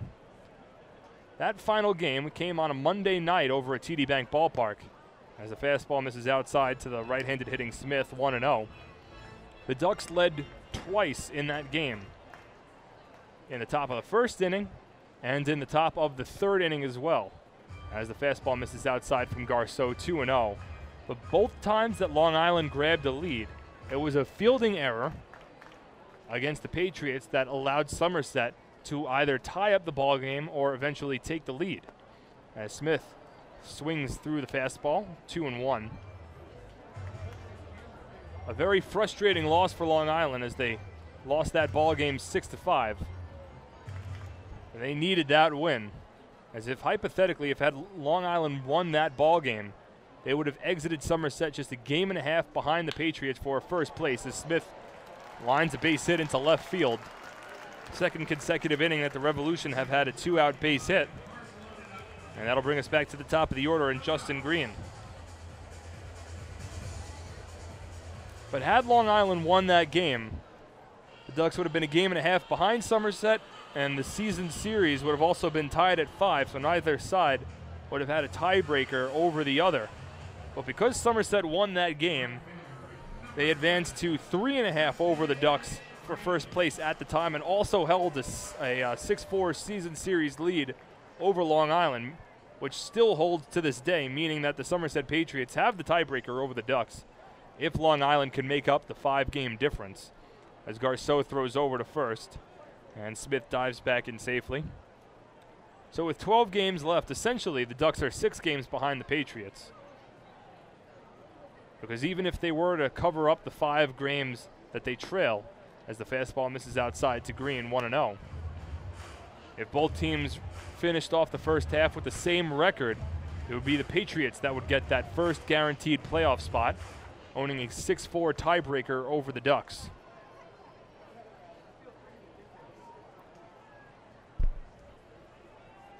The 1-0 to Green. In there for a called strike, 1-1.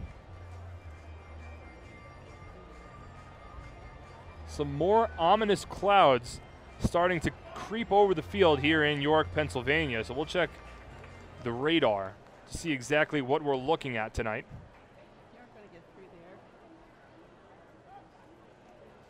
As Garceau throws over to first again, and Green back diving, Smith back diving safely. Well, there is a system that's starting to move in here at York, and it's moving pretty quickly, and it looks like it's heading right towards the stadium. So we'll see what happens in terms of any sort of rain delay, potentially. The 1-1 pitch to Green, bluffs a bunt, takes the fastball upstairs, and moves the count to 2-1. We have an official ball game right now, with the Revolution leading at 2-1 over the Ducks, 2 away in the bottom of the 5th inning. So it is an official ball game, and the system that's currently about to hit York looks only severe momentarily, and it's not a big system. So even if it does wind up hitting this ballpark, it won't stay for too long. As the 2-1 misses outside, Castillo will throw back down to first, and back standing safely is Sean Smith. It's a 3-1 count to the right-handed hitting Justin Green. So we'll have to keep our eye out for any potential weather problems coming this way, as there is a dark cloud that's hovering directly over the field here at Santander Stadium currently. The 3-1 misses low, ball 4. It's the second walk allowed by Garceau tonight. Second time that he's walked Justin Green. It looked like Garceau might have been a little too cognizant of Sean Smith's speed at first base. He walks Green, and now excellent speed for the Revolution on the base paths. You have Smith at second base, Green at first, and Wilson Valdez at the plate, who is 1 for 2 today with an RBI double back in the first inning, a run scored and a stolen base.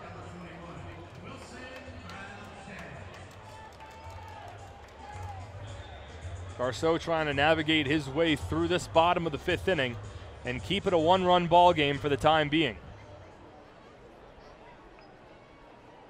2 runs on 5 hits for the Revolution, 1 run on 2 hits for the Ducks.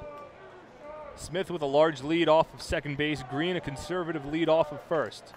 First pitch to Valdez is grounded to short. Lions in front, underhand toss to second in time, and that retires the side. So Sean Garceau works himself in and out of 2-out danger, forces Wilson Valdez to ground out to retire the side. So no runs on 1 hit, no errors, and 2 runners left on. With some rain possibly in the foreseeable future, we'll head to the top of the 6th inning with the Ducks trailing 2-1 on the Ducks official YouTube channel, youtube.com/DucksBaseball. Hey fans, this is outfielder Phelan Lentini, and you're listening to Ducks Baseball on the Ducks official YouTube channel, youtube.com/DucksBaseball. Hi, I'm former Major Leaguer John Franco. Growing up in Brooklyn, I dreamed of playing professional baseball. My dad, a city employee, worked hard so I could live out that dream. The team at MCU is a lot like my dad. They're New Yorkers you can count on, and they'll work hard to help you reach your financial goals. Municipal Credit Union has a full range of financial services that make sense in today's economy. Join today. Call 1-866-JOIN-MCU or visit nymcu.org. MCU, strong, trusted, growing. Hey, Ducks fans, the official hotel of the Long Island Ducks is the Clarion Hotel and Conference Center in Ronkonkoma. Uncover the perfect balance of memorable, award-winning service and the most central location Long Island has to offer. The Clarion Hotel and Conference Center is located less than a quarter-mile from the Islip MacArthur Airport with a state-of-the-art health and fitness center, high-speed internet access, a world-class outdoor pool, and the great food and fun inside the Brickyard Bar and Grill. There's never been a better time to visit the Clarion Hotel and Conference Center. Best of all, it's only minutes away from Bethpage Ballpark. The Clarion Hotel and Conference Center, the official hotel of the Long Island Ducks. Call 585-9500 today. That's 631-585-9500.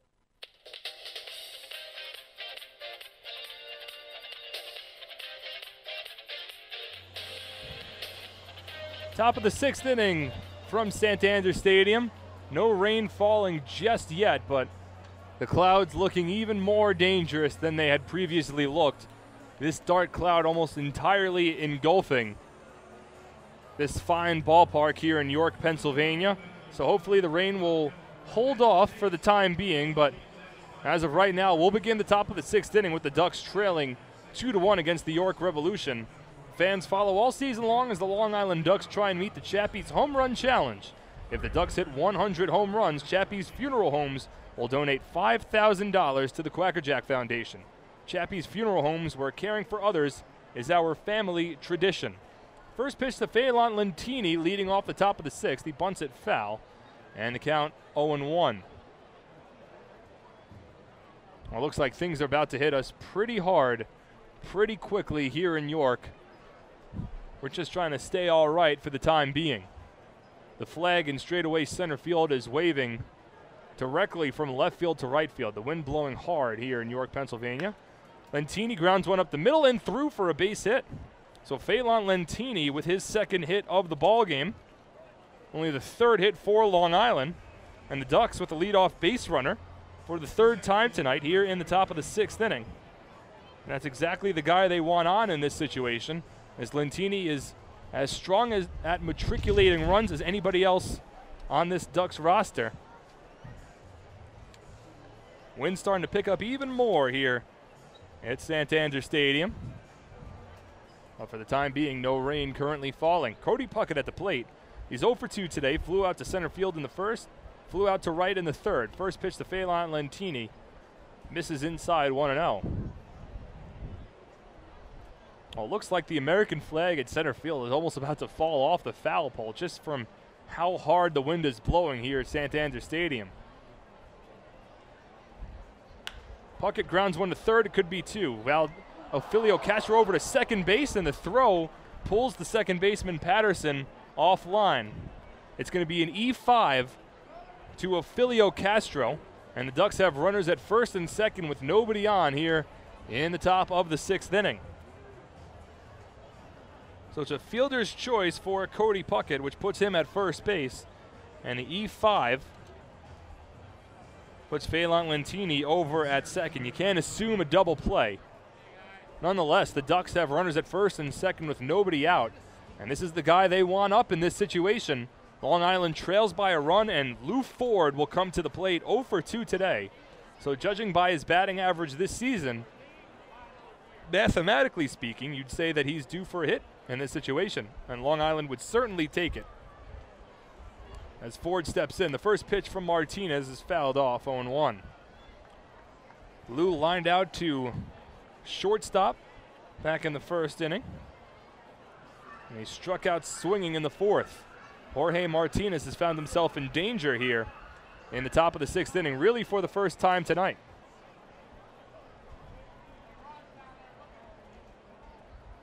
The 0-1 to Ford is fouled off to the backstop.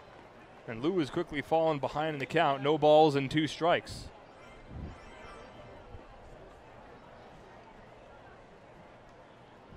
Again, we already have an official ball game here. So once any rain begins to fall, that is something to keep in mind. Some fans starting to make their way towards the concourse. I haven't felt any raindrops fall just yet, but it could be starting here. Again, it's something that's certainly worthy of keeping note of. The 0-2 is fisted foul again by Ford.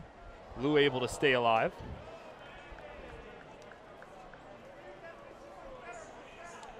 Some umbrellas starting to make their way out also. And it looks like we might be creeping closer towards the delay in this game. But for the time being, it's still a very important juncture of this ballgame. Runners at first and second, nobody out. As Ford just able to get a piece of another slider. Martinez certainly attacking Ford in this situation, but Lou has fouled off 3 consecutive pitches to stay alive. Phelan Lentini leads off of second after he led off the inning with a base hit. Cody Puckett leads off of first after reaching on a fielder's choice and a throwing error from Ophelio Castro at third base, allowing Lentini to reach second base safely. Ford takes the slider outside, and that'll move the count to 1 ball and 2 strikes. 2 runs on 5 hits, and now 1 error for the Revolution. 1 run on 3 hits, and no errors for the Ducks. But certainly a big part of this ball game, with arguably the best hitter in the Atlantic League at the plate, in a situation where a base hit could potentially tie up this ball game for Long Island. The 1-2 to Ford. Misses low, and it gets away from Espinoza, and onto third base goes Phelan Lentini. A wild pitch from Jorge Martinez and some alert base running from Phelan Lentini puts runners on the corners with nobody out for Long Island.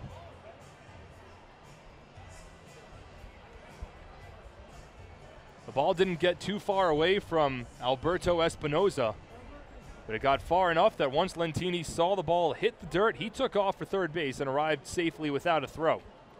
So now runners on the corners with nobody out. 2 balls and 2 strikes to Lou Ford. The pitch swung on and popped up. Shallow left field. Out goes the shortstop Valdez. He calls everybody off and he makes the catch, not nearly deep enough to entice Phelan Lentini to come home. A missed opportunity for Lou Ford. He is now 0 for 3 today. 1 away, and that'll bring up Randy Ruiz. Lentini holds at third base, as does Puckett at first. Getting loose in the York Revolution bullpen is Ian Durham, the 6'4", 200-pound right-handed reliever from Ventura, California.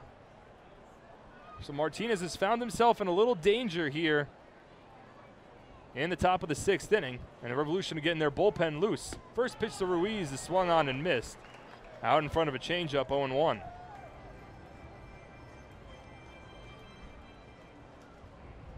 Martinez is now about to throw his 93rd pitch of the evening. The 1-0 to Ruiz. Misses low and inside, 1-1.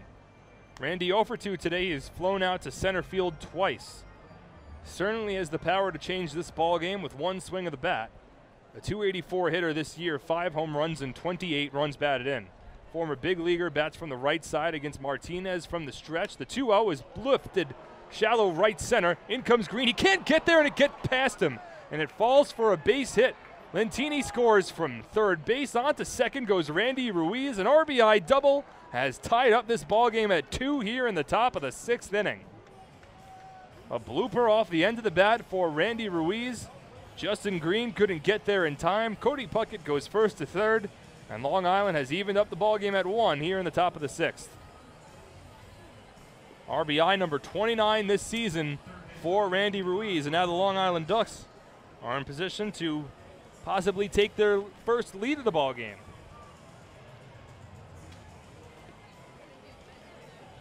Brendan Harris will be the batter. Runners at second and third.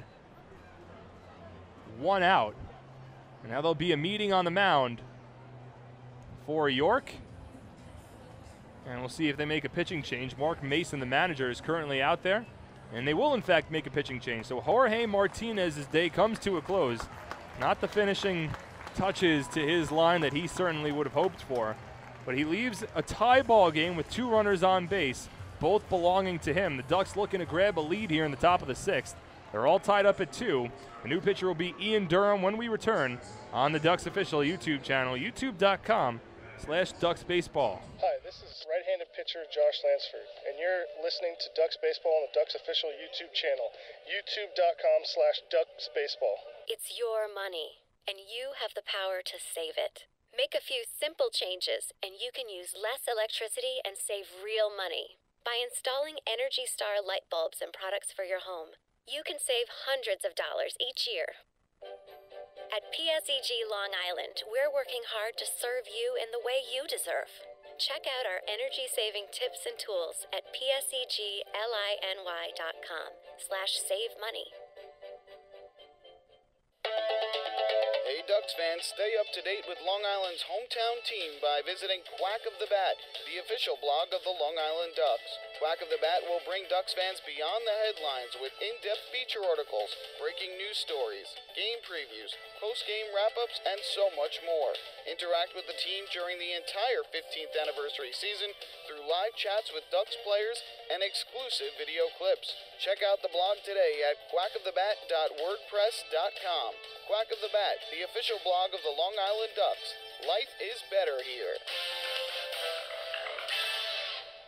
Hey fans, this is pitcher Casey Barnes, and you're listening to Ducks Baseball on the Ducks official YouTube channel, youtube.com/DucksBaseball. Few places on Earth offer the charm and excitement of Fire Island. At Fire Island Ferries, located conveniently at 99 Maple Avenue in Bay Shore, they offer convenient travel to Fire Island 7 days a week. Fire Island is quickly becoming a top destination for families of all ages. Experience the informal, carefree communities, the dazzling night scene, enjoy fine dining, or climb to the top of one of the tallest lighthouses in the United States. But there's only one way to get there, by calling Fire Island Ferries at 631-665-3600 today. For fare and scheduling information, please visit fireislandferries.com.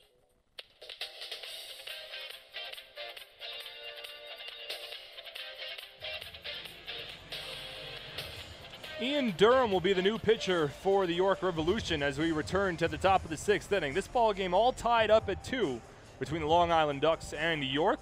A Randy Ruiz RBI double has evened up the scoring. Long Island still threatening in the top of the 6th inning. Cody Puckett leads off of third base. Randy Ruiz off of second. And it'll be Brendan Harris at the plate to work against Durham. First base unoccupied, 1 away, top of the 6th, all tied up at 2. Infield will come in for York to try to hold Puckett at third base on a potential ground ball. First pitch from Ian Durham. Fastball at the knees for a called strike, 0-1. Durham, the 6'4", 200-pound righty from Ventura, California. First season with the York Revolution. Last year played with Gary South Shore, the Independent Frontier League. I'm sorry, that's a Northern League, Gary, not the Independent League. Nonetheless, first year with York, first year in the Atlantic League. Works against the former big leaguer Brendan Harris here, righty-on-righty matchup. The 0-1. Check swing, didn't go. Changeup misses low. 1 ball and 1 strike. Durham makes his 22nd appearance this season for the Revolution tonight. 3-1 with a 2.92 ERA. 24 2/3 innings of work. He's walked 8 against 27 strikeouts. Trying to strand a pair, the 1-1. Check swing, did he go? He did, says the umpire over right near second base. That's Alex Scandalis. Brendan Harris can't believe that he called him out on that swing. It's a tough angle for Scandalis, considering he is behind second base right now. Harris didn't think that he had a good angle to call him out on that check swing, but he did. And the count's now 1-2, a huge difference between a 2-1 count and a 1-2 count against Harris. With 1 away and a tie ball game, top of the 6th inning. Runners at second and third, first base unoccupied. Infield plays in. The 1-2 pitch to Harris. Misses low and outside, 2 balls and 2 strikes. The clouds remain hovering over Santander Stadium. It doesn't look very promising for the time being, but no rain has yet to fall. So hopefully that'll remain consistent as Harris chops one foul down the third baseline. The count stays at 2 balls and 2 strikes. According to the radar, the rain should be right on top of us as we speak, so hopefully that's a good omen that this rain will avoid us tonight and we can get in all 9 innings of this ball game. Durham comes set with Harris at the plate. The 2-2 pitch misses inside. That runs the count full at 3 balls and 2 strikes. Harris had a solo home run in the top of the second inning to get the Ducks on the scoreboard. That made it a 2-1 ball game. He was hit by a pitch his last time up in the 4th. But an RBI double from Randy Ruiz earlier this inning has tied up the ball game, and the Ducks looking to take their first lead. The 3-2 pitch inside, ball 4. Brendan Harris draws the 1-out walk that will load the bases for the left-handed power hitter Adam Bailey. First walk allowed by York pitching tonight, and fans, that's another Municipal Credit Union walk with a purpose. Every time a Ducks batter walks, the Quackerjack Foundation wins. So a big situation here for Adam Bailey. We remain tied at 2 in the top of the 6th inning. Long Island looking to take their first lead. Cody Puckett leads off of 3rd, Randy Ruiz off of 2nd, and Brendan Harris at 1st. Middle infield plays at double play depth. First pitch to Bailey is popped up along the infield. Infield fly rule is in effect. Over comes Wilson Valdez, and he makes the catch regardless. And not what Adam Bailey was looking for there. He is 0 for 3 tonight, as he pops out along the infield. Another missed opportunity for Long Island. Now 2 away with the bases remaining loaded in the top of the 6th. The Joash Brodin will step to the plate. Some rain now beginning to fall here at Santander Stadium. Nothing hard enough to send us into a delay just yet, but it is starting to fall now, so we'll keep that in mind. Brodin looking to give the Ducks the lead before this game could be called for any sort of rain delay. We're tied up at 2 away, top of the 6th, bases loaded. Left-handed hitting Brodin at the plate. First pitch to Joash is a fastball in there for a called strike, 0-1. It's an official game, but as of right now, with nobody leading, it would be suspended if we weren't able to continue play later today. But the forecast doesn't look nearly bad enough to force something like that to happen. The 0-1 to Brodin. Misses outside, 1 ball and 1 strike. Joash is 0 for 2 today. He struck out looking in the 2nd inning, flew out to center field in the 5th. Puckett at 3rd, Ruiz at 2nd, and Harris at 1st. Infield plays back with 2 away, the 1-1. Swung on, lifted, left center field. Ranging over is Smith. He dives and he can't get there. It drops for a base hit. Puckett scores from 3rd, Ruiz right behind him. It's a 2-run double for Joash Brodin. The Ducks with 3 runs here in the top of the 6th inning, and they have taken a 4-2 lead. Joash Brodin comes through with the clutch hit the Ducks were looking for. And as the rain starts to fall even harder here in Santander Stadium, it's Long Island that now sports a lead over the York Revolution. Grounds crew certainly on tarp watch right now, with more rain engulfing the ballpark. But it's the Ducks on top, 4-2. Keith Castillo at the plate. Brendan Harris leads off of 3rd. Brodin off of 2nd. First pitch to Castillo is fisted. Shallow center field. Out goes Patterson. In comes Smith, and he makes the catch to retire the side. But Long Island gets 3 runs in the top of the 6th inning. Randy Ruiz ties it with an RBI double, and Joash Brodin gives the Ducks the lead with a 2-run double. It's 4-2 Long Island as we move to the bottom of the 6th inning on the Ducks official YouTube channel, youtube.com/DucksBaseball. Hi, this is Adam Bailey, and you're listening to Ducks Baseball on the Ducks official YouTube channel, youtube.com/DucksBaseball. View of places on Earth offer the charm and excitement of Fire Island. At Fire Island Ferries, located conveniently at 99 Maple Avenue in Bay Shore, they offer convenient travel to Fire Island 7 days a week. Fire Island is quickly becoming a top destination for families of all ages. Experience the informal, carefree communities, the dazzling night scene, enjoy fine dining, or climb to the top of one of the tallest lighthouses in the United States. But there's only one way to get there, by calling Fire Island Ferries at 631-665-3600 today. For fare and scheduling information, please visit FireIslandFerries.com. Bring your birthday to the ballpark this season and celebrate with the flock. Kona Ice birthday party packages with the Long Island Ducks are now available for the 2014 season. Each package includes 10 box seats, a commemorative birthday t-shirt and autographed baseball, a pizza and Kona Ice party in the Hebrew National Picnic area, and so much more. Best of all, the birthday child will stand on the dugout while the entire crowd sings happy birthday. Reserve your party today by calling 631-940-3825 and ask for the group sales department. Kona Ice birthday parties with the Long Island Ducks, a once-in-a-lifetime experience.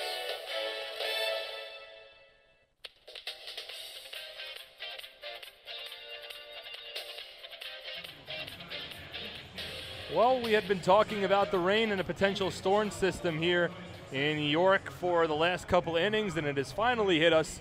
We have entered a rain delay here at Santander Stadium. The sky still looks a little dark, but it's actually starting to clear up towards the left field side, which is the way that the clouds in the system has been moving. It's a small system, so hopefully it won't stay for too long, but because we have entered a rain delay, that means we will have to wait at least 30 minutes before we could resume play here in York, Pennsylvania. The Ducks holding a 4-2 lead over the York Revolution after 3 runs scored by Long Island in the top of the 6th inning. Randy Ruiz with an RBI double to chase Jorge Martinez from the ball game and tie up the game at 2. And then in came the reliever Ian Durham. He walked Brendan Harris, forced Adam Bailey to pop out with the bases loaded and 1 out along the infield, but then it was Joash Brodeen with an RBI, a 2-run double to left center field to give Long Island their first lead of the ball game. Keith Castillo then flew out to center field on the first pitch, and right after that happened, right when we went to a commercial break, the Tart came out on the field, and we have now entered a rain delay. So with that said, we'll kick it to our rain delay playlist, and make sure to follow all of our social media outlets, twitter.com/LIDucks, facebook.com/LIDucks, and we'll make sure to update all of the information as this continues. But again, it's not looking like a very large storm system, so hopefully this is more of an abbreviated rain delay. But we've entered a rain delay, so here comes the playlist, and we'll be sure to come back, update all of our social media endeavors, and also update us on this broadcast when we are ready to resume play in York, Pennsylvania, with the Ducks leading it over the Revolution 4-2 in the bottom of the 6th inning on the Ducks official YouTube channel, youtube.com/DucksBaseball. You're listening to the soundtrack of the Ducks Championship DVD, 2004 Long Island Ducks, A Season to Remember. The Long Island Ducks baseball game is currently being delayed due to inclement weather. We will update you on the status of the game as soon as possible, and thanks for listening to Long Island Ducks baseball exclusively here on LIDucks.com. We now return you to our trip down memory lane.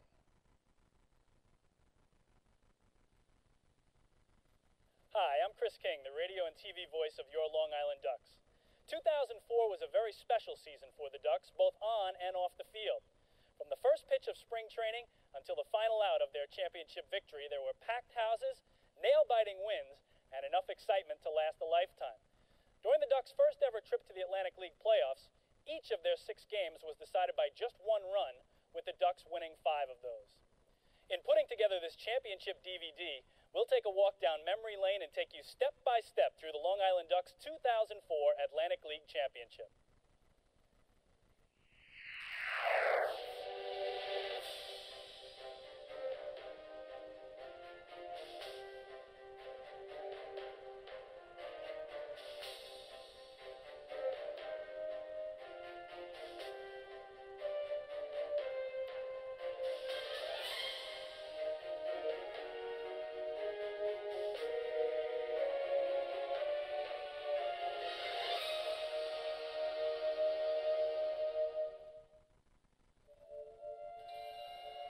Following another close call at the end of the 2003 season, the Ducks had finished second in 6 of 8 halves through their first 4 seasons of play and still had never qualified for a playoff spot. After a winter full of organizational meetings and player signings, the team headed down to spring training loaded with talent, brimming with confidence, and eager to prove that this team was different. Well, when we got down to spring training, it was we kind of realized that this was kind of a special group of guys, and we all clicked from the very beginning. And our mission was, you know, if we're going to be in the independent league and nobody's going to give us an opportunity to go play in organized ball, then we're going to try to do the absolute best that we can with our team.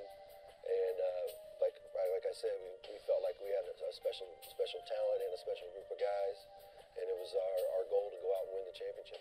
He is all business on that 5th day. I tell you, he has his good times and whatever, and keeps everybody loose up to that point, and then it's business day. I expect to win, and I expect to win pretty much with the whole pitching staff. When you get Bill out there, you know he's going to fight you. He's going to fight you to the end. He never wants to come out, and that's always good. Of the 25 players on Long Island's opening day roster, 14 had major league experience, highlighted by a pitching staff that featured Bill Pulsipher, Matt Beach, Matt DeWitt, Bill Seamus, and Lance Davis, all of whom had experienced success at the big league level. Every spring training, especially with the Ducks, you go into it of not knowing how long you're going to keep your guys, and that's always a concern. But when we walked out on the field the first day, when Pulsipher and Seamus showed up, there was no longer any worry of what type of clubhouse we were going to have. The camaraderie was there just with those two individuals, and as a coach, as a manager, when you know your camaraderie is good, it solves a lot of problems. So everybody else was going to fit into place. All the guys that we had from the previous year, we knew were very good guys, very good individuals, and we pride ourselves with the Ducks of bringing in good individuals, not just statistics, but they got to be good people to play here. And as soon as we had those two guys, we knew we were set. As the season began, Long Island came out of the gates on fire, emerging victorious in each of their first 6 games. And the Ducks win the game. Final score, Long Island Ducks 5, Pennsylvania Road Warriors 4. By the end of the season's first month, Long Island was on a roll, in first place with a 16-7 record. We had a lot of guys returning from the year before. It was myself and Barty and Doug and JJ and stuff. Well, those guys, I know they remember the hurt that we felt in that last game and how close we were to it. And then getting guys like Pulsipher and Seamus and Lance and Beach and those guys in the beginning of the year, we knew we had a staff that could take us all the way. Of course, the big question was how long we were going to have them for, which comes across every year with the Ducks, is that we start off great, and if somehow or another the guys get picked up, which is what the league is for, and but it hurts our team club, and we never seem to make the playoffs because we got guys leaving, and sometimes you just can't replace those guys. By mid-June, however, 3 of Long Island's top pitchers had been signed to major league organizational deals. Clint Weibel was the first to go, followed by Matt DeWitt and Matt Beach. Following their departures, the Ducks hit a skid, and, following a July 5th loss at the hands of the Nashua Pride, found themselves 1 game behind the arch-rival Bridgeport Bluefish with just 7 games remaining in the season's first half. Despite regaining their footing in the following series against Pennsylvania, the Ducks found themselves needing a sweep of Bridgeport in the half's final series in order to earn a berth in the Atlantic League playoffs. All the Bluefish needed was 1 victory in the 3-game set, and the Ducks' playoff hopes would be dashed yet again. And the Ducks would have to do it against their arch-rivals on the road in a ballpark in which their playoff dreams died in the last week of the 2000 season. They'd also have to do it in a ballpark where they'd only won 13 times in 37 games coming into the season. You're listening to the soundtrack of the Ducks Championship DVD, 2004 Long Island Ducks, A Season to Remember. The Long Island Ducks baseball game is currently being delayed due to inclement weather. We will update you on the status of the game as soon as possible, and thanks for listening to Long Island Ducks baseball exclusively here on LIDucks.com. We now return you to our trip down memory lane.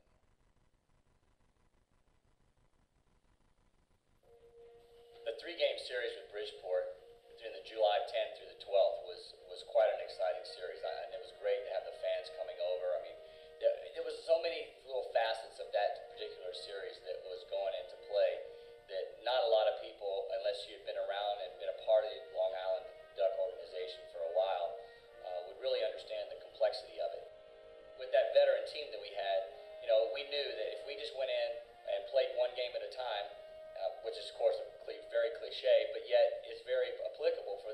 situation. You know, if we win the first couple of games, you know, that we would put the pressure back on them, and that's what we did. The Monday night game, you know, after it being called after the 9 innings, was very frustrating for all of us, both teams in general. I know the feeling after the game of that last night when it was raining. We were in the clubhouse and we were going, this can't happen. I mean, we can't end it like this. We had just come back. I mean, we battled our butts off. And so did Bridgeport. I mean, it was a great series that we played against them. We beat them the first 2 games of the series. It came down to that last game. They had scored a couple runs in the beginning, and we fought back to tie it. And it came down to the 9th inning, and we were playing in the rain the whole game. And when they called the game and took us off the field because of the rain, it was like kind of mind-boggling. It's like, what are we doing? We've been playing in this for 9 innings. I mean, just all it takes is we finish 9 innings. The next person to score will win. So the Long Island Ducks headed home. The July 12th game was declared a tie, with a new August 9th game rescheduled to be played in its entirety and no playoff spot yet secured. Despite the fact that they had come so far, the Ducks had no closure. The second half would begin on Friday night, but there was still 4 weeks of baseball to play before the first half champion would be declared. Well, so we start the second half of the season. We don't know who the first half champion is, and we're going to play that game 2.5, 3 weeks out. It really kept the tension around here at a certain pitch. Certainly kept all the fans' interest. We started to point our whole season towards one game, and that's sort of good and it's sort of bad. For the fans, it was high drama. For us in our organization, it was high drama for the ball players. So we were all focused in on that August 9th game. And while the Ducks would have to wait for their chance to play for their first ever playoff spot, they would continue their pursuit of individual and team records that would fall during the magical 2004 season.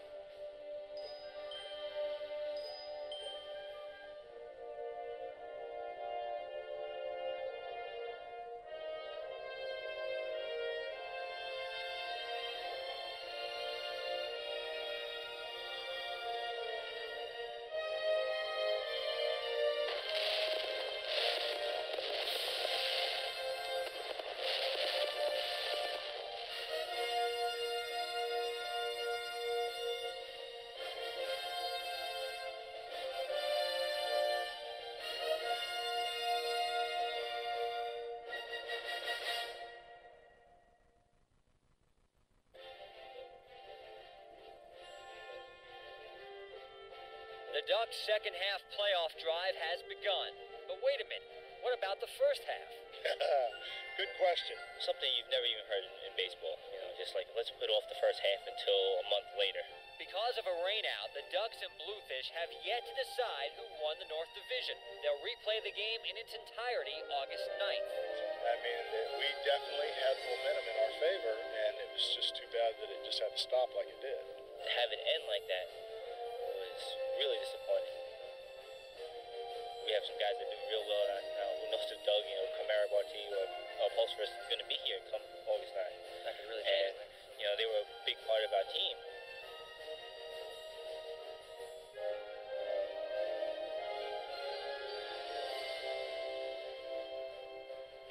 Days and counting till August 9th.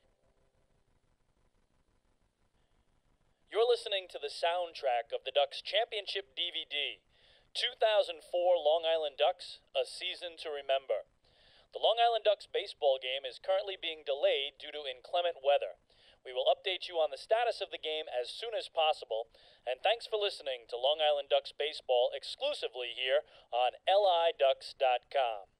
We now return you to our trip down memory lane. When August 9th finally arrived, the team and its fans were ready. My guys are ready to go. They're ready to play this game. As I'm sure these guys are too. I mean, it's about the playoffs. I mean, there's a couple reasons why these players are all here in this league. One, to get back to organizations, and the other, getting to playoffs. And here it is right here on the table for them. So now it's whoever's the hungriest. With more than 700 loyal Duck fans in attendance in Bridgeport, everything was on the line once again for Long Island's hometown team. In a game dubbed "One Game for All the Marbles" by Bridgeport officials, the Bluefish took an early 3-0 advantage against the Ducks and starter Brian Ricard. Count 1 ball, 2 strikes to Avila. And again, Lou, the rosters of these teams is quite different from what it was the last time we played this game on July 12th. The Ducks do have Garrick back. The Bluefish have Willis Otañez and DJ Boston back. But Long Island has lost Bill Pulsifer, Lance Davis, and Manny Ulloa, 3 of their best pitchers who've gone on to affiliated teams. Beautiful pitch on the inside corner, and Ricard ends the inning, but the Ducks showed their mettle, battling back and tying the game on Camara Barti's 2-out, 2-run home run in the 5th inning off Bluefish ace Tim Kaine. Delivers, swing and a miss, tied him up inside, and Kaine works ahead 0-2. And a chance for Camara to get some retribution, Lewis. It was Camara Barti who popped out to second base back in the 3rd inning with the bases loaded and 1 away. So he gets another chance here to at least drive in 1 run if he can bring in Cole Liniak from second.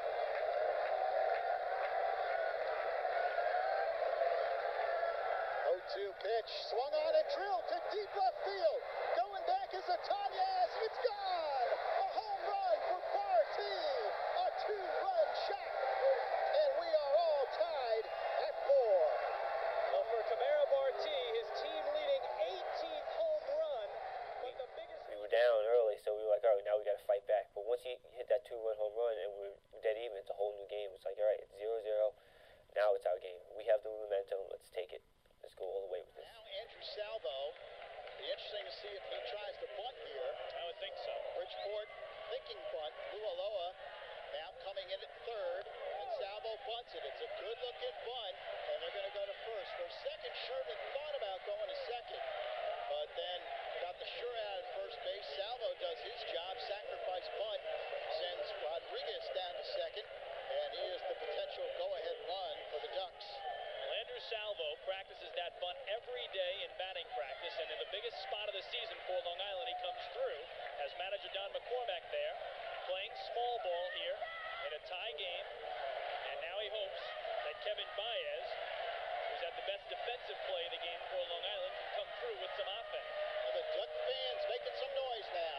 Baez and Justin Davies will try to give the Ducks the lead. Baez swings and lifts it deep down the right field line. Pennyfeather is there, makes the catch. Rodriguez is going to try to go. Pennyfeather's throw is into the stands, and Rodriguez will score on the overthrow. Long Island takes the lead. It's 5-4 Ducks. Well, can you believe it? Will Pennyfeather, who had the best catch of the game for the Bluefish and one of the best arms in the Atlantic League, just threw one into the seats, into the Duck fan section. And as he did, Luis Rodriguez, who was tagging, is able to circle third and score. The Ducks have their first lead of the game in the top of the 9th on a Will Pennyfeather overthrow. With the Ducks now holding a 1-run lead, Long Island called on closer Bill Seamus for the final 3 outs. And the Bluefish now down to their last strike. Much like they do at Citibank Park, the Duck fans are on their feet throughout this ballpark, hundreds of them, standing and cheering for what they hope will be strike 3. No balls, 2 strikes to Boston. Seamus gets the sign. Here's the 0-2 pitch. Swing and a miss, strike 3. The Long Island Ducks have won the first half championship in the Atlantic League's 4th Division. And the Ducks will go to the playoffs for the first time in franchise history. And you see the jubilation on the mound. It has taken them 4 years, 3 months, and 12 days since the first pitch in franchise history was thrown back in April of 2000. But there will be postseason baseball on Long Island come September for the first time ever. And that guy, Bill Seamus, is the happiest man on the field. The Ducks battle that. You're listening to the soundtrack of the Ducks Championship DVD, 2004 Long Island Ducks, A Season to Remember. The Long Island Ducks baseball game is currently being delayed due to inclement weather. We will update you on the status of the game as soon as possible, and thanks for listening to Long Island Ducks baseball exclusively here on LIDucks.com. We now return you to our trip down memory lane. once we got to that last inning once we brought Seamus in the 8th and we got through that, and knowing that, our cards are on the table. Everything that you kind of laid out before the game, how you want the game to go, and everything is just, it's right there for you. You just stick by your game plan that you pretty much had thought out. And when it gets down to it and it comes to, here it is, right on the table for Mr. Seamus, and the guy we've counted on the whole time. And it's like I've said before, he's one of them guys that you count on night in, night out. And it was just kind of a relaxed excitement watching him, because he just kind of manhandled Darryl Boston. It was really not much of a contest. And it was just, after that, it was such a relief, to finally get on the board with that first one, that the three of us, me, Buddy, and Dave, just kind of was embraced, and we let them do their thing on the field, and it was a relief sensation. Following a dizzying post-game celebration, the Ducks returned to the reality of the second half. With 7 of their pitchers now gone and pitching for affiliated teams, the team struggled in the month of August, posting a record of 14-16 with a 5.63 ERA. With the key pitchers now departed, it was clear the Ducks' playoff hopes would depend on a promise made by a group of pitchers all the way back in spring training known as the Band: Bill Seamus, Bill Pulsipher, Matt Beach, and Lance Davis. Those guys, upon leaving, vowed to us that if they didn't get called up to the big leagues, they'd come back, and that's the rest is history. Those people came back, and we played 7 consecutive one-run games. Well, those at the end of the first half, prior to us having to reschedule the August 9th game, I remember being in the dugout and talking with Pointer about, and this is a guy that's won a World Series at the Major League level, and we both had the same feeling of playoff baseball. Doesn't matter where you're at, Little League or on up, it's just a special feeling, and that's the real reason that true baseball players play, and that's to have a chance to win a championship. Not for the money, not for the fame, not for anything like that. It's just to go out and compete at the highest level of your league, wherever it be, and you to be the top of it. It's really a special thing, winning a championship. And there's plenty of guys that play their whole careers and don't even make playoffs, let alone win a championship at any level. So it's really a special thing. And when a group of guys gets together and accomplishes something, it's camaraderie. It's a very special thing. On September 14th, the leader of the Band, lefty Bill Pulsipher, was the first to make good on his promise to return. Within 5 days, Seamus, Beach, and Davis followed suit, and Long Island's once awe-inspiring pitching staff was back at full strength, just in time for the team's first ever playoff appearance. The first playoff game in franchise history was on the road on Tuesday, September 21st, 2004, at historic Holman Stadium in Nashua, New Hampshire. The Nashua Pride held a 10-8 advantage over the Long Island Ducks in the regular season, and they featured an explosive offense led by former Major League All-Star Dante Bichette. Despite rallying late in the game, the Ducks fell 3-2, and their playoff hopes were in danger just 1 game into the best-of-3 series. Yeah, you'd like to win that first game, but we were coming back home, so I thought it was a great game, and up there we just didn't make our move late in the game like we normally do, and then you come back here and you have all this enthusiasm. You have this 4 years of frustration, which is more in-house than it is the new players that came in.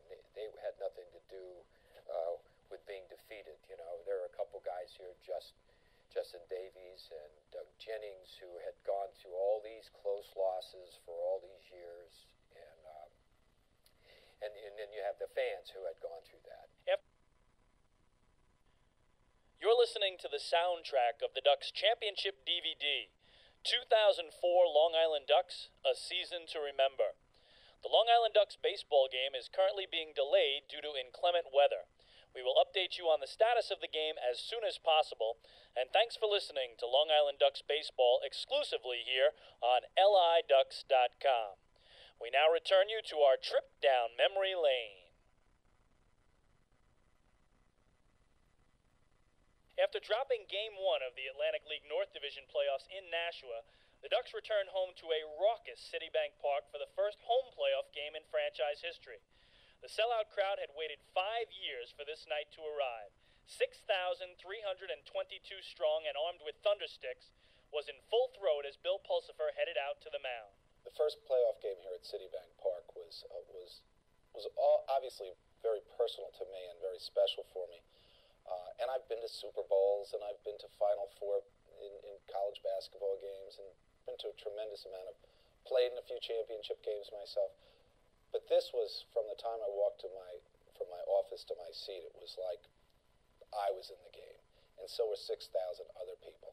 This was an electric night for the fans and for our whole organization. I mean, it really felt like I had to put my chin strap on, actually, and get ready to play. Almost had that football game feeling to it, not a baseball game. So it wasn't lost on anyone in the house that night how important this game was, and that we were really ready to play that baseball game. After Pulsipher exited with a 1-run lead in the 7th inning, relievers Jordan Zimmerman and Joe Cotton got the game to the 8th inning for Bill Seamus, who slammed the door shut on the Nashua Pride with a 6-out save.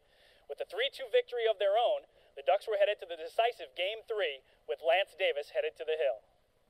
Davis was dazzling in Game 3, tossing 7 2/3 innings of shutout ball before giving way to Joe Cotton, who closed out the 8th inning.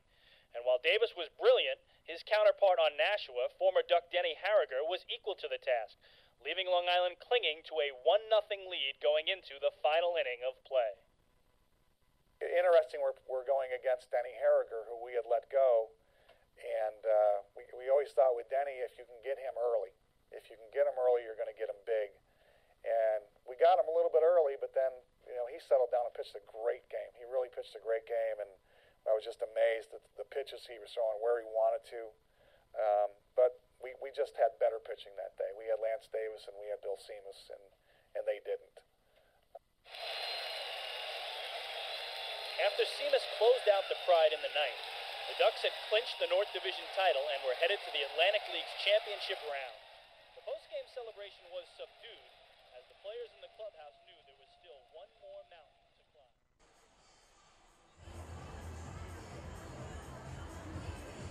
And welcome back to Santander Stadium. Mark Schwartz here on the Ducks official YouTube channel, youtube.com/DucksBaseball. Thank you so much for staying with us as we've endured this rain delay. It looks to be just the minimum amount of time for the rain delay, as we originally went in at about 8:27 p.m. And the second that a rain delay begins, you have to wait 30 minutes before you can start playing again. Of course, the rain only continued to fall for roughly about maybe 5 or 6 minutes after the tarp was pulled. It was necessary because the rain was falling very hard.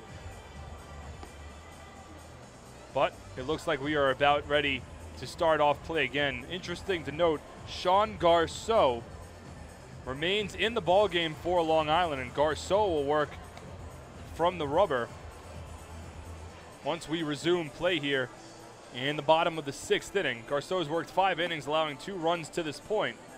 But he's going to stay in the ball game and endure the half-an-hour rain delay, as Eric Patterson will lead things off for the Revolution in the bottom of the 6th inning, heart of their order due up.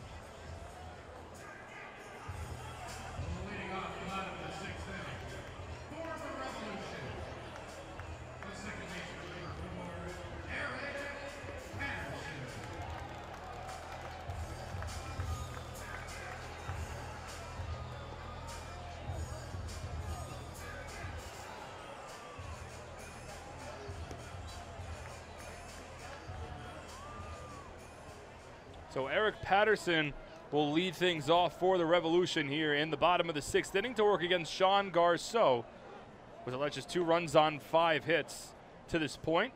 He had been trailing for most of the ball game, but is now in position for a win, as the first pitch fastball misses inside to Patterson.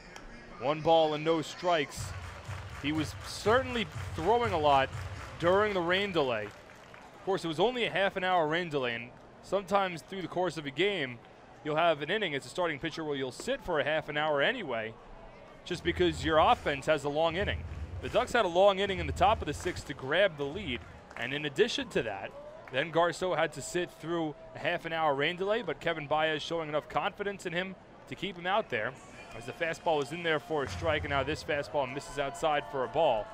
So the count 2-1 to Eric Patterson, who's fouled out twice. Fouled out to third base in the first inning, to the catcher in the fourth. 0 for 2. The 2-1 pitch. Fastball misses outside. 3 balls and 1 strike. So officially just a 30-minute rain delay here at Santander Stadium, which is certainly good news for all the teams and all the fans in attendance. The 3-1 to Patterson misses inside, ball 4. So leadoff walk drawn by Eric Patterson. It's the 3rd walk allowed by Sean Garceau tonight. And you'll wonder how he pitches coming back after sitting during the rain delay. The Ducks have movement in their bullpen, but right now Kevin Baez showing faith in Sean Garceau, who has been so strong for the Ducks over the last really month and a half. Garceau trying to reward Kevin Baez's faith with a strong bottom of the 6th inning as the Ducks look to hold what has now become a 4-2 lead. Chad Tracy will step in, a right-handed batter, to work against the righty Sean Garceau. Back from the stretch. First pitch swinging is Tracy. Lifts it foul. First base side. Will Brodin have enough space? He does not. It lands in the first row of seating right beyond the dugout for the York Revolution. The count 0-1. Tracy's 0 for 2 today. Had an RBI ground out in the first inning and then a regular 4-3 put out in the 4th.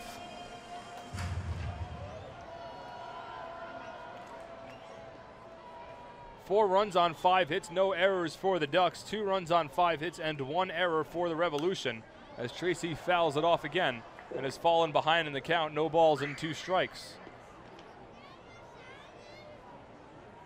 York grabbed a 2-0 lead in the bottom of the first inning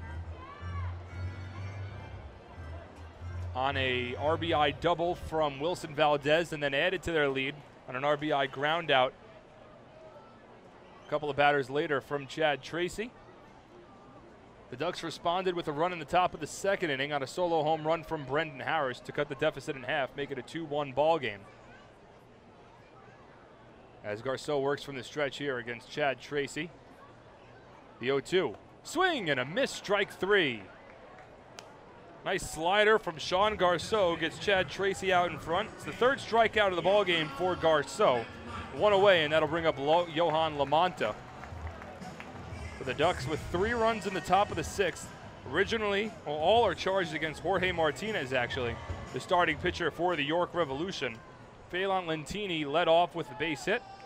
Cody Puckett then grounded a ball over to third base, but a throwing error from Ophilio Castro allowed the inning to continue and put runners at first and second with nobody out as the first pitch to Yohan Lamonta misses outside, 1-0. Lou Ford then popped out to the shortstop Valdez, but Randy Ruiz with an RBI double to right field, scoring Phelan Lentini from third base and giving Long Island, or tying up the ball game at 2.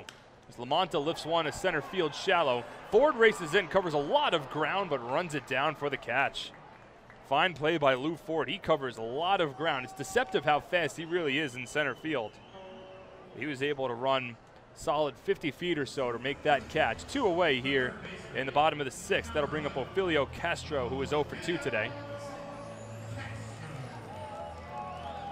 So after Randy Ruiz had the RBI double in the top of the 6th, that chased York starter Jorge Martinez from the ballgame, but it stranded runners at 2nd and 3rd. The reliever Ian Durham came in, walked Brendan Harris, and then forced Adam Bailey to pop out on a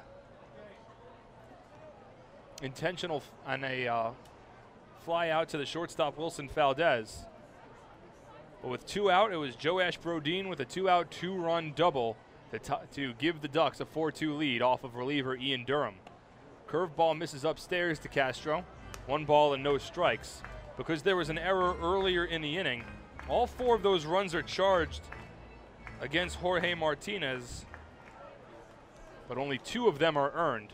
The 2 runs that came home on the Joash Brodin 2-out, 2-run double are unearned, charged against Jorge Martinez, who is now on the long side of things in this decision if the score holds true, as the changeup misses outside to Castro 2 balls and no strikes. It has turned into a very pleasant evening here in York after our 30-minute rain delay. The 2-0. Chopped foul off of Castro's ankle. 2-1.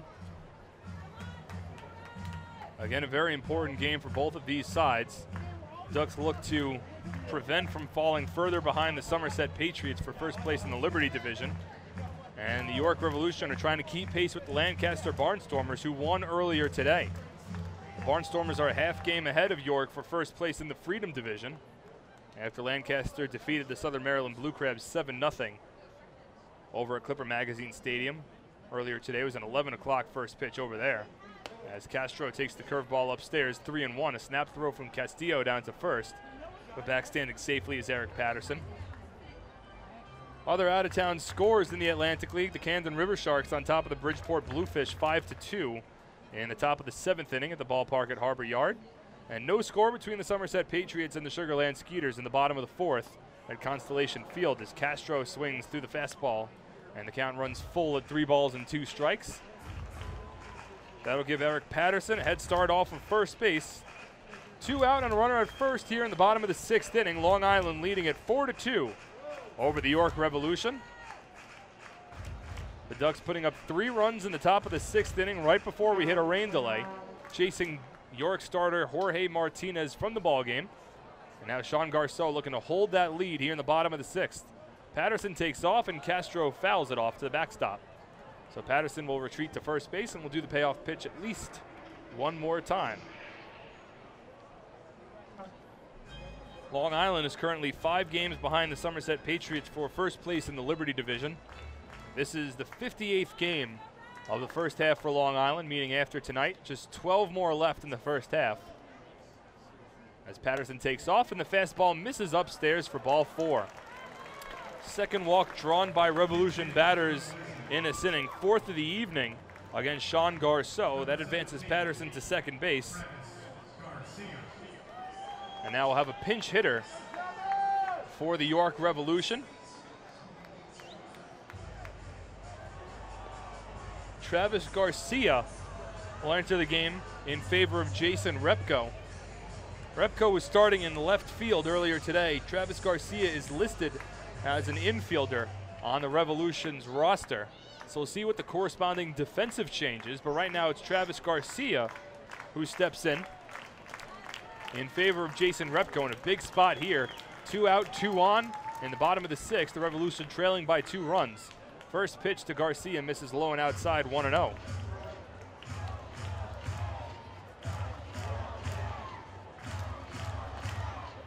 Garcia, 6'3", 200-pound righty, native of the Bronx, New York.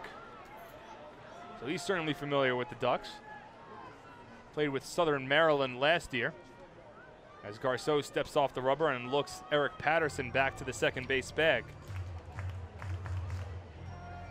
Garcia's hitting just .217 this season with the Revolution, 5 home runs and 17 runs batted in.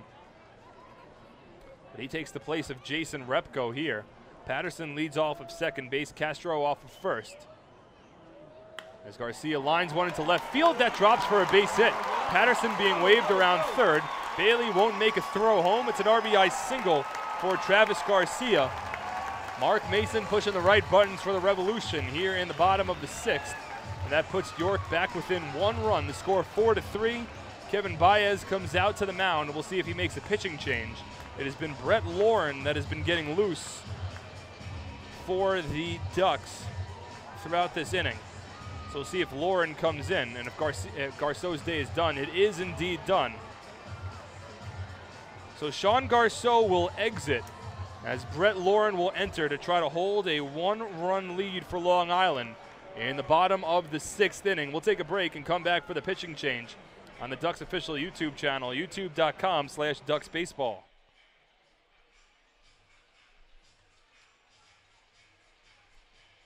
Channel, youtube.com/DucksBaseball. It's your money, and you have the power to save it. Make a few simple changes, and you can use less electricity and save real money. By installing Energy Star light bulbs and products for your home, you can save hundreds of dollars each year. At PSEG Long Island, we're working hard to serve you in the way you deserve.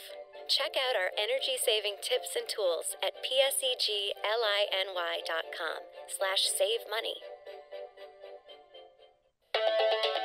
Hey Ducks fans, stay up to date with Long Island's hometown team by visiting Quack of the Bat, the official blog of the Long Island Ducks. Quack of the Bat will bring Ducks fans beyond the headlines with in-depth feature articles, breaking news stories, game previews, post-game wrap-ups, and so much more. Interact with the team during the entire 15th anniversary season through live chats with Ducks players and exclusive video clips. Check out the blog today at quackofthebat.wordpress.com. Quack of the Bat, the official blog of the Long Island Ducks. Life is better here.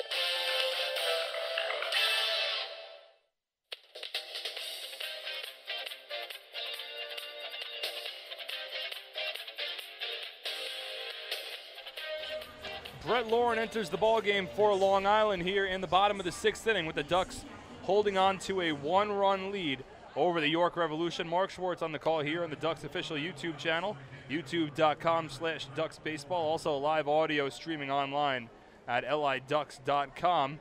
Sean Garceau came back on the mound for the bottom of the 6th inning after sitting through a long top of the 6th in which the Ducks scored 3 runs. There was a pitching change and then also a 30-minute rain delay in between the top of the 6th and the bottom of the 6th, so I'm not sure exactly how long of a delay it was for Garceau in between throwing pitches on the rubber. But he exits. There's runners at first and second and 2 away. Brett Lauren on for Long Island to try to hold the Ducks lead. Alberto Espinoza's the batter for the Revolution. First pitch to Espinoza misses inside 1-0. Espinoza is 0 for 2 today. He grounded out to first base in the 2nd inning, struck out swinging in the 5th. Eric Patterson led off this inning by drawing a walk against Garceau. Sean then struck out Chad Tracy and forced Johan Lamonte to fly out to center field for the next 2 outs. There was Ofelio Castro drawing a walk, and then a pinch hit RBI single from Travis Garcia to bring the Revolution back within 1. The score now 4-3. Lauren on the hill here as Espinoza swings through the fastball 1-1. Castro leads off of second base. Garcia leads off of first. Espinoza has just 3 runs batted in this season for the Revolution. He's at the plate with York trailing by 1 run. Alberto now playing in his 17th game with York this year. He'll step off and ask for time. Brett Lauren, the tallest player on the Ducks, stands at 6 feet 7 inches, 245 pounds from Laguna Niguel, California. Now some miscommunication between him and Castillo, so they'll have a meeting on the mound.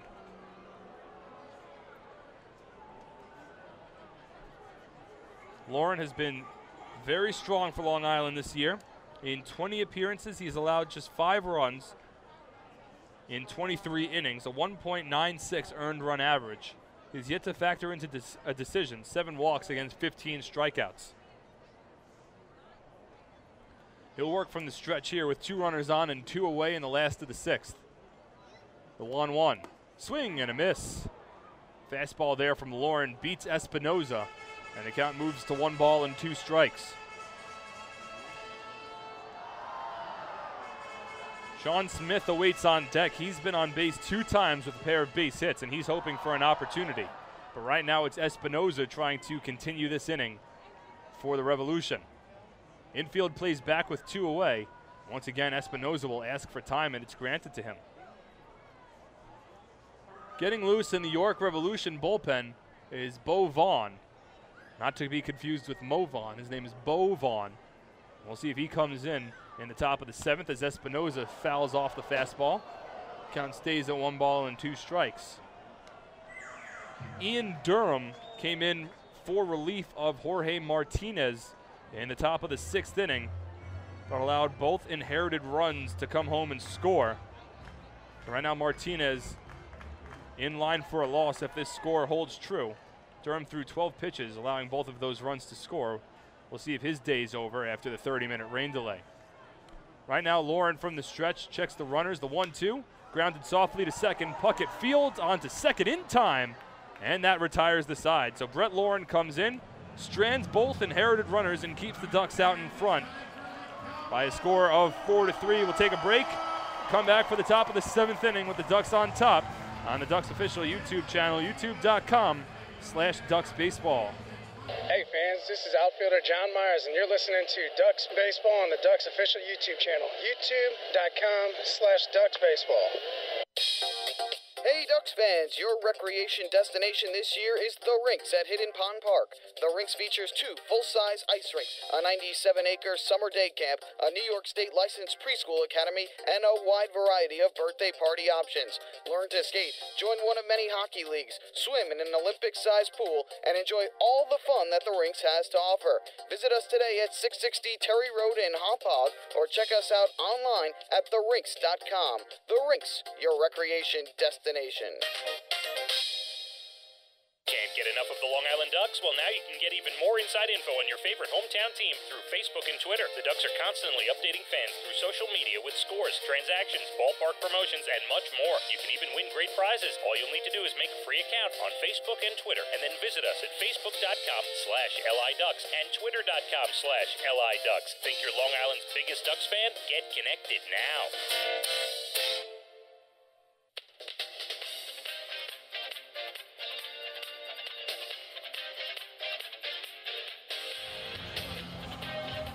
The Cowboy Monkeys are once again on the field here at Santander Stadium. A delightful mid-inning promotion. It's very small monkeys that are riding cowboy style on the backs of dogs while trying to herd a couple of lamb that are along the outfield. Doesn't make a lot of sense, but it's entertaining. That is one thing that it definitely is entertaining. A new pitcher for the Revolution on the rubber, Bo Vaughn will relieve Ian Durham, who worked just 2/3 of an inning for the Revolution. It's Bo Vaughn on now. Fans, chill out with a cold cup of Hampton Coffee Company gourmet iced coffee, available at Bethpage Ballpark at our concession stands during home games. Hampton Coffee is the preferred coffee of the Long Island Ducks. Visit HamptonCoffeeCompany.com or visit their cafes in the Hamptons.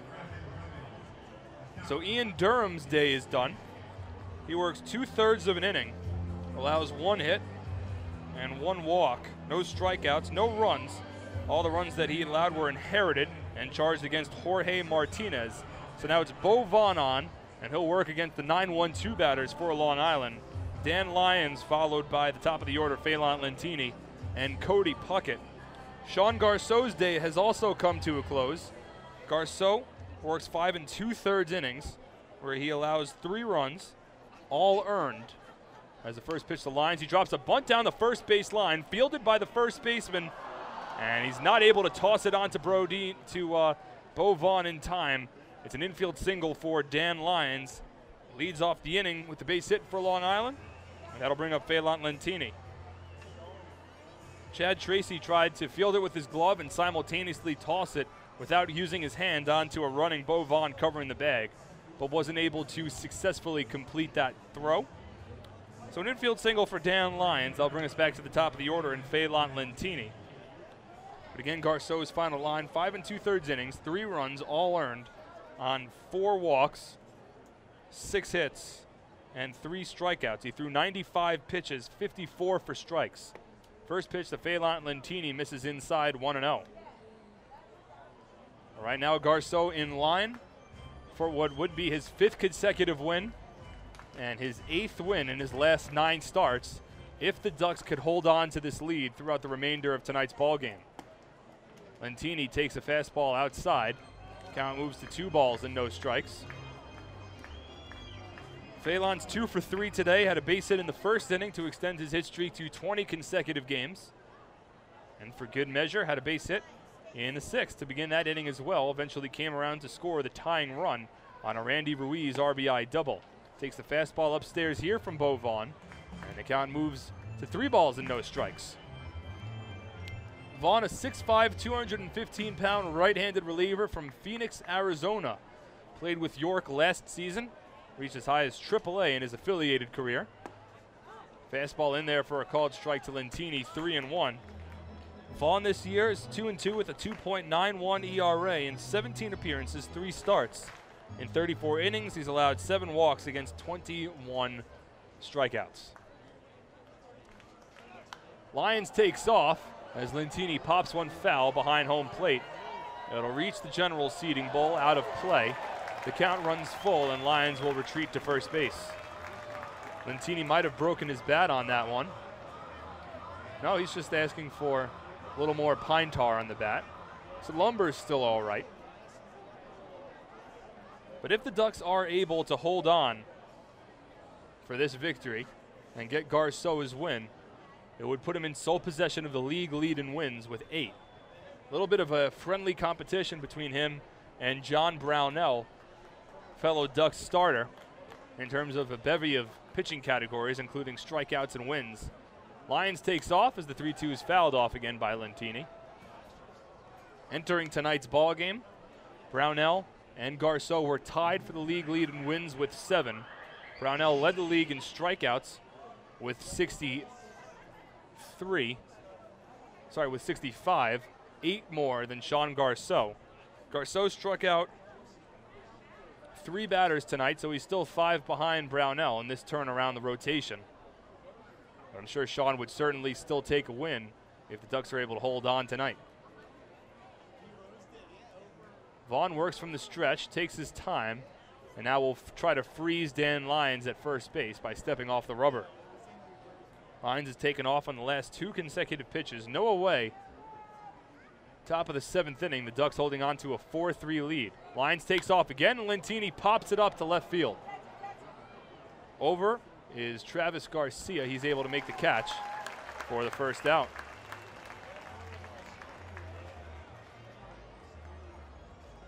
Sorry, that's Eric Patterson that's over in left field now for the Revolution. So Patterson's at left. And I believe that's Garcia over at second base. I have to get a better look of it when we get the opportunity. But it's Eric Patterson who made that catch in left field for the first out. Cody Puckett now steps to the plate as Vaughn throws over to first base and Lyons back standing safely.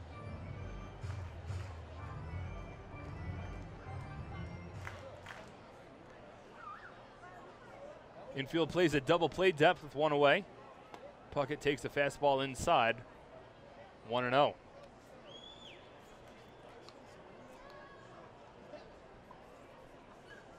Cody's 0 for 3 today. Was flown out twice and grounded into a fielder's choice back in the 6th inning. Reached base on a throwing error from Ophelio Castro as Vaughn throws over to first again and Lyons back standing. Castro's throwing over to second base allowed Phelan Lentini to stay at second on that ground ball and eventually caused for 2 unearned runs charged against Jorge Martinez. Puckett grounds one down the left field line. It stays fair for a base hit. Lyons takes a wide turn. He's heading for third. The throw comes in. It's not in time as it eludes Bo Vaughn, who is backing up the position, and on to second base goes Cody Puckett.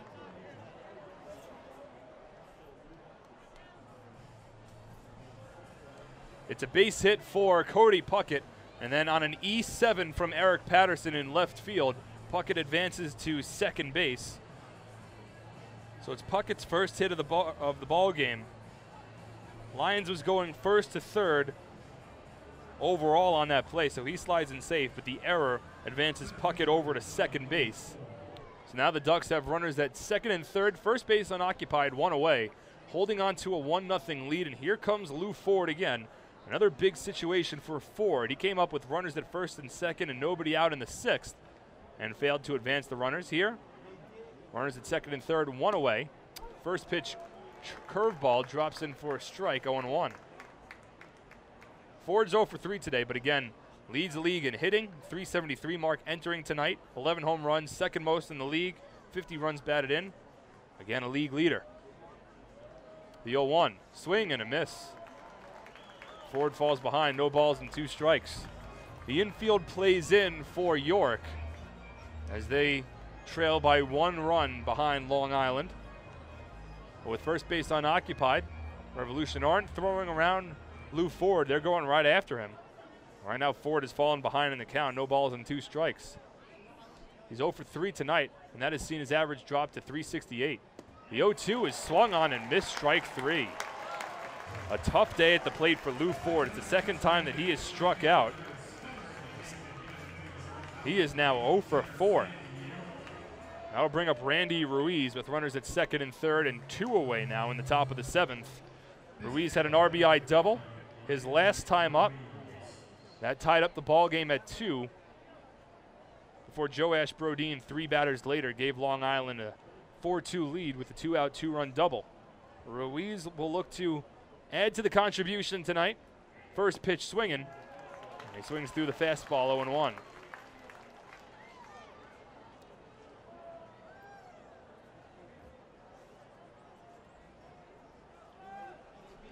Dan Lyons leads off of third base. Cody Puckett leads off of second. Randy Ruiz at the plate, 1 for 3 tonight. The 0-1. Check swing, change up, did he go? No, he did not. And the count runs even at 1 ball and 1 strike. Ruiz now with 29 runs batted in this season for Long Island. This now being Ruiz's 35th game in a Ducks uniform. Came onto the roster about a month into the season. The 1-1. Swung on and popped up. Foul territory, right field side. Overcomes Justin Green. He just has enough space to make the catch. And that gets Bo Vaughn out of danger. Gets Lou Ford to strike out and Randy Ruiz to foul out to right field to strand 2 runners on base.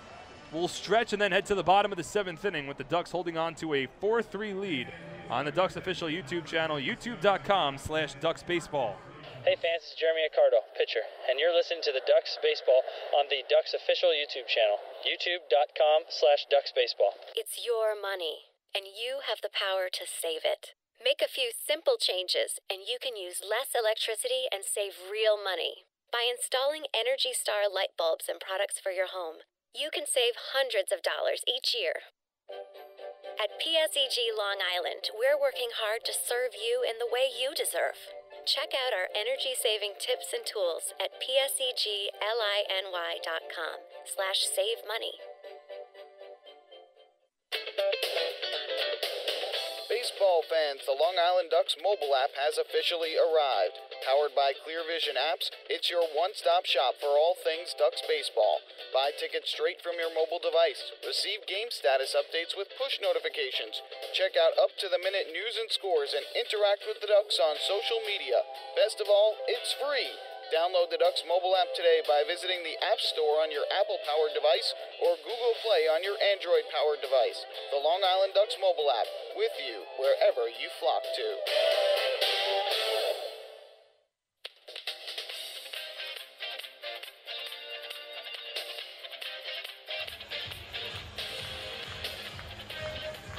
Brett Lauren stays in the ballgame for Long Island as we move to the bottom of the 7th inning. The Ducks on top 4-3, 4 runs on 7 hits, no errors for the flock. 3 runs on 6 hits and 2 errors for the Revs. Lauren will work against the 9-1-2 batters for the Revolution here. Sean Smith, and then back to the top of the order, Justin Green and Wilson Valdez. Excellent speed due up for the Revolution here in the bottom of the 7th inning as they look to potentially draw even or even take the lead over Long Island. Again, a very important game for the Revolution. As it currently stands, they are a half game behind the Ducks. Behind the Lancaster Barnstormers for first place in the Freedom Division. The Ducks trailing the Somerset Patriots by 5 games in the Liberty Division. So a little taller mountain to climb for Long Island to get back into a playoff position than it is for York. As the first pitch to Sean Smith is in there for a called strike, 0-1. Smith is 2 for 2 today with a pair of base hits. Has also been caught stealing. That came back on the 3rd inning. An inning in which Keith Castillo threw out 2 potential base stealers as the fastball misses inside, 1-1. Checking the out-of-town scoreboard in the Atlantic League. Again, the Barnstormers defeated the Southern Maryland Blue Crabs 7-0 earlier today. The 1-1 from Lauren, broken bat ground ball, foul down the third base line. Harris fielded it just in case and threw it onto first. It was a late call made by the third base umpire, Carlos Dino. It's ruled a foul ball, and the count moves to 1-2. In the bottom of the 7th inning at the ballpark at Harbor Yard, the Camden River Sharks leading the Bridgeport Bluefish 8-2. And in the top of the 5th inning at Constellation Field, the Sugar Land Skeeters helping out the Ducks. They lead it over the Somerset Patriots 4-2. Sean Smith must have broken his bat on that last ground ball, because I believe I said it in the initial call. But he goes back for a new piece of lumber. Again, the Ducks trailing Somerset by 5 games, and Somerset also holds the tiebreaker over Long Island. So essentially, Long Island needs to make up 6 games on the Patriots. And the last 13 games, including tonight, of the first half of this season. Not impossible, but certainly a tall task for this Ducks team, considering how well Somerset has played as of late. They've won 7 straight and 9 of their last 10. But it certainly can happen, and the road starts tonight with the Ducks trying to defeat the York Revolution. The 1-2 to Smith is blooped to shallow right. In comes Phelan Lentini. He's able to run it down and make the catch for the first out. Nice play by Phelan. Looked like for a second that ball could have been danger for the Ducks right fielder. He's able to range in, track it down, and make the catch for the first out. So it's the first time that Sean Smith has been retired tonight, and that brings us back to the top of the order and Justin Green. Eric Neeson getting loose in the bullpen now for Long Island. We'll see if Brett Lauren can work himself through this 7th inning unscathed. Try to set up Neeson for the 8th and potentially John Malone for the 9th.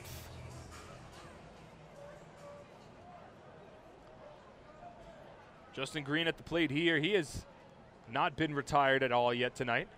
First pitch swinging, chops it foul, 0-1. Singled in the first inning, came around to score the first run of the ball game on an RBI double from Wilson Valdez. He's then been walked his last 2 times up, has his batting average now up to .383 on the season. This is now the 34th game the Revolution have had Green in their lineup. It's the first time the Ducks have seen Justin Green, however, as the slider comes in for a called strike, 0-2. Again, the only other time that these 2 teams met was for a 4-game series back in early May. It was the first homestand for Long Island this year. They split a 4-game set against the Revolution, dropped the first 2 before winning the final 2 to earn the split, as Green takes the fastball upstairs for a ball 1-2.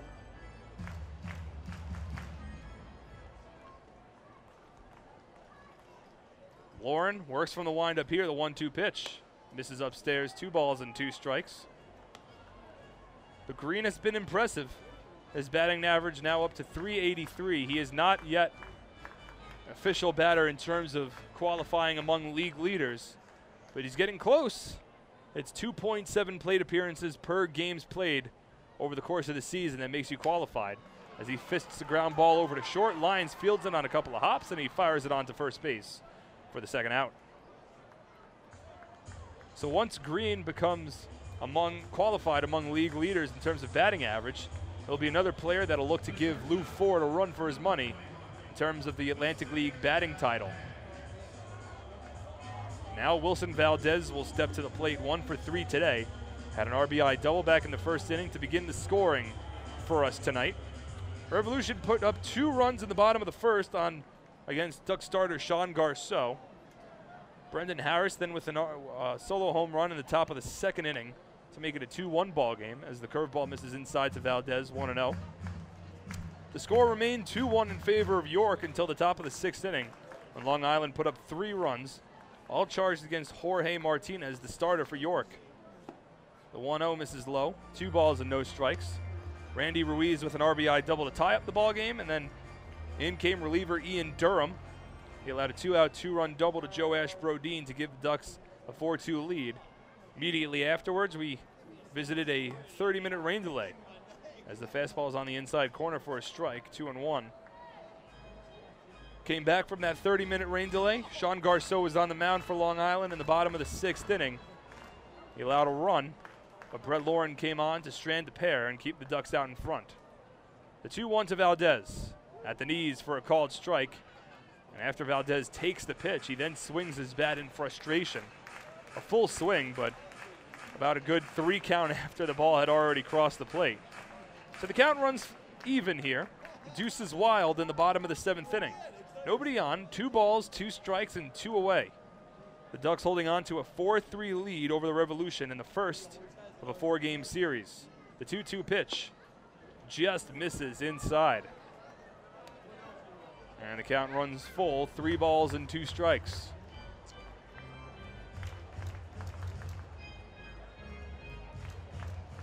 Infield plays back, the outfield straight up. Lauren from the windup, the 3-2. Swung on and lined to center field. It's going to drop for a base hit. Nice at bat from Wilson Valdez. He wins the battle against Brett Lauren. That'll bring up the left-handed hitting Eric Patterson. We'll see if Kevin Baez makes a move. Looks like he will. Lauren couldn't get Wilson Valdez out to end the inning. Now it looks like we'll have a pitching change as Ducks had been getting left-hander Eric Neeson loose in the bullpen. You have a lefty and Eric Patterson that's due up next. Kevin Baez comes out to the mound, talks things over, and he'll grab the ball. A pitching change here. Eric Neeson enters as Brett Lauren exits. The Ducks holding on to a 4-3 lead. We'll have a pitching change in the bottom of the 7th inning on the Ducks official YouTube channel, youtube.com/DucksBaseball. Hey, this is pitcher Eric Neeson, and you're listening to Ducks Baseball on the Ducks official YouTube channel, youtube.com/DucksBaseball. Hey Ducks fans, your recreation destination this year is The Rinks at Hidden Pond Park. The Rinks features 2 full-size ice rinks, a 97-acre summer day camp, a New York State licensed preschool academy, and a wide variety of birthday party options. Learn to skate, join one of many hockey leagues, swim in an Olympic-sized pool, and enjoy all the fun that The Rinks has to offer. Visit us today at 660 Terry Road in Hauppauge, or check us out online at therinks.com. The Rinks, your recreation destination. Life without Ducks Baseball. Emily, quit texting. James, get off the iPad. Honey, pick a channel. Life with Ducks Baseball. Beth Beach Ballpark is set. Quackerjack is ready, and the flock is prepared to defend their title. All we need is you. For game times, promos, and tickets, visit liducks.com. It's a blast. Now that's more like it. Long Island Ducks Baseball. Life is better here.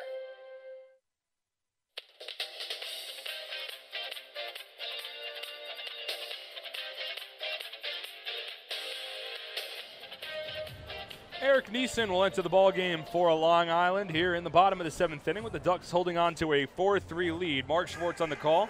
Thanks for joining us here on this Thursday evening in southern Pennsylvania, about a half an hour west of Lancaster, an hour and a half west of Philadelphia. The Ducks on top 4-3. It'll be a lefty on lefty matchup here as Eric Patterson steps to the plate, and he'll work against the 6-foot, 185-pound southpaw from Muskegon, Michigan, Eric Neeson, trying to keep the Ducks in front by 1 run. Wilson Valdez, with excellent speed, leads off of first base. Patterson, first pitch swinging, fouls off the fastball, 0-1. Neeson is 1-0 this year with a 2.46 ERA. This now his team-leading 28th appearance of the season, 25 2/3 innings, 21 walks against 36 strikeouts. He is a K machine on the rubber for Long Island. The 0-1 slider misses outside, 1-1. But he'll have to remain cognizant of the speed over at first base in the form of Wilson Valdez. He already has a stolen base tonight. That ties him with Phelan Lentini for the league lead in steals with 24. The 1-1 to Patterson. Curveball drops in for a called strike. What a pitch from Eric Neeson. A beautiful breaking ball that drops right over the strike zone. Patterson fooled. And the count 1-2. Infield plays back. Brendan Harris guarding the line at third base. Brodin holding on Valdez. The 1-2 is fouled off. And Patterson able to stay alive. Eric 0 for 2 today. He's fouled out to third base. Fouled off to the catcher. And he walked his last time up to lead off the bottom of the 6th inning. Eventually came around to score on an RBI single from Travis Garcia.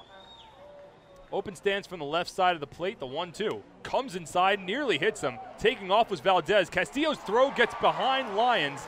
It will be a stolen base for Wilson Valdez. And the Revolution have the tying run in scoring position. An awkward play there. It was a fastball that missed upstairs. It looked like almost a delayed stolen base attempt from Valdez. Castillo caught the ball. He about triple clutched it before throwing it on to second base. Nobody was covering the bag. Finally, Castillo threw, but by the time he threw it, the throw was a little short. Lyons wasn't able to make the pick, but thankfully for the Ducks, Cody Puckett was backing up the play. So it's a stolen base for Wilson Valdez, his league-leading 25th of the season, second of the night. The 2-2 to Patterson. Fastball outside corner, called strike 3. Neeson comes in, strikes out Patterson, strands the tying run at second base, and holds the Ducks lead at 4-3. We'll move to the top of the 8th with the Ducks on top on the Ducks official YouTube channel, youtube.com/DucksBaseball. Hey fans, this is pitcher Casey Barnes, and you're listening to Ducks Baseball on the Ducks official YouTube channel, youtube.com/DucksBaseball. Beautify your patio, walkway, driveway, or pool surround with Nicoloc paving stones and walls. Nicoloc's specially formulated paver shield offers extra surface wear protection and color enhancement throughout the thickness of the paver. Paver shield guarantees that your pavers will look great for years to come. Bring home the elegance with Nicoloc. Visit the Nicoloc Design Center, Sunrise Highway, Lindenhurst, or Nicoloc.com.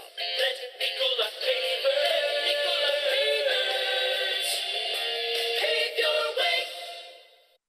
Life without Ducks Baseball. Emily, quit texting. James, get off the iPad. Honey, pick a channel. Life with Ducks Baseball.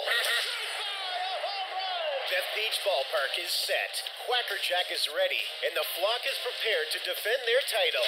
All we need is you. For game times, promos, and tickets, visit liducks.com. It's a blast. Now that's more like it. Long Island Ducks Baseball. Life is better here.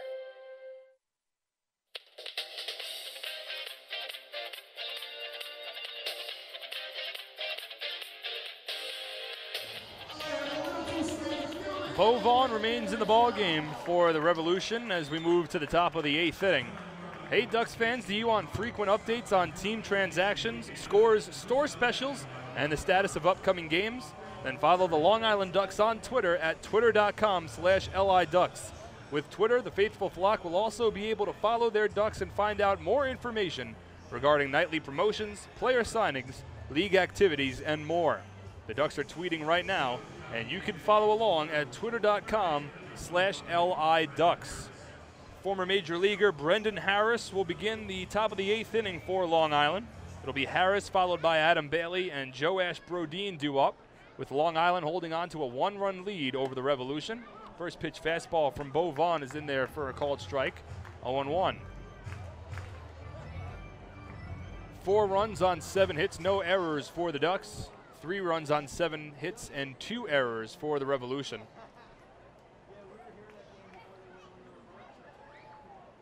Vaughn works from the stretch, the 0-1 to Harris. Slider breaks in for a called strike, 0-2. Vaughn came on for the top of the 7th inning, allowed a leadoff infield single to Dan Lyons, and then later a base hit down the left field line to Cody Puckett. Had runners at 2nd and 3rd with 1 out, and the 3-4 batters due up for the flock as Harris chops one foul to stay alive. But Vaughn responded well, striking out Lou Ford and getting Randy Ruiz to foul out down the right field line to retire the side and hold the deficit to just 1 run. The 0-2 to Harris. Popped up along the infield right side. Over is Chad Tracy at first base. In foul territory, he makes the catch for the first out. So Brendan Harris now 1 for 2 on the day. He's been on base 3 times. That'll bring up Adam Bailey, who was 0 for 3.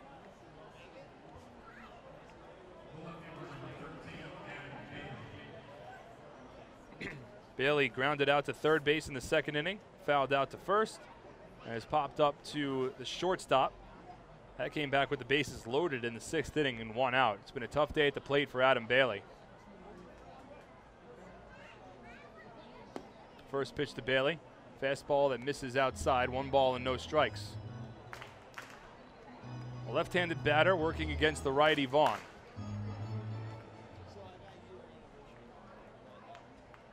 The 1-0. Misses inside and rolls to the backstop. 1 ball and 1 strike. A couple big storylines in the world of sports tonight besides in the Atlantic League.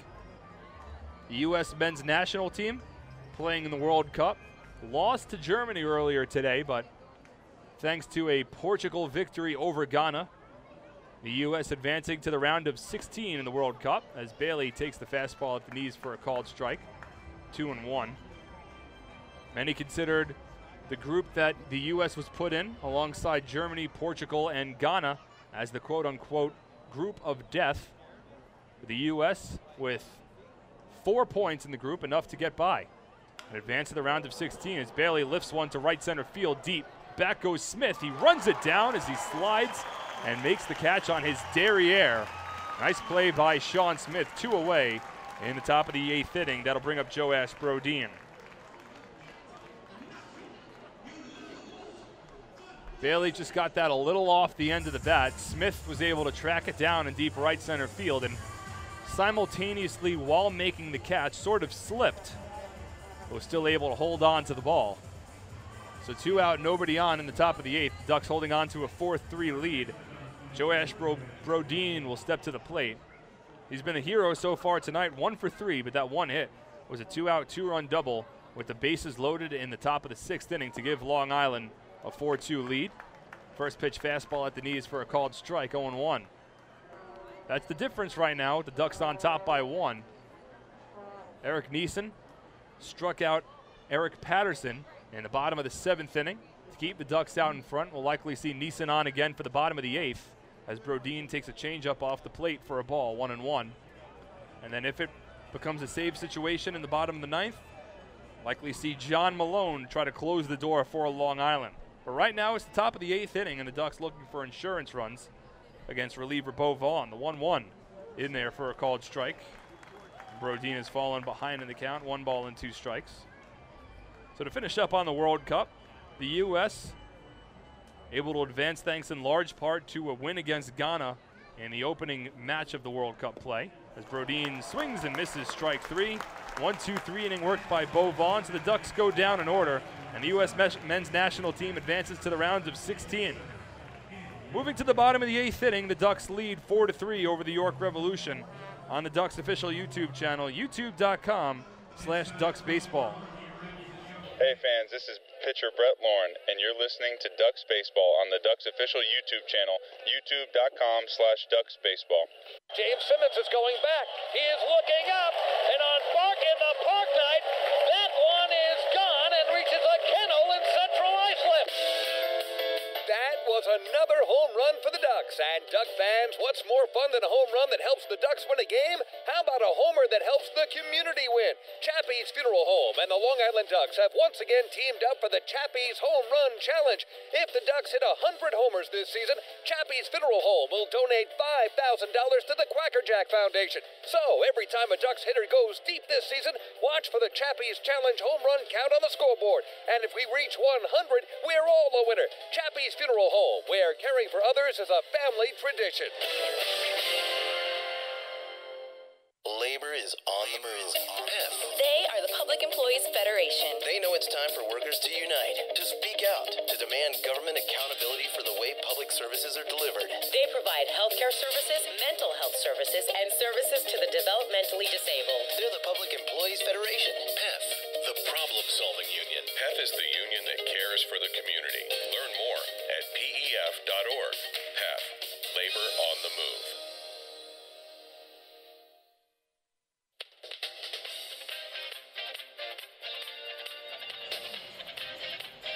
Eric Neeson stays in the ball game for Long Island as we move on to the bottom of the 8th inning.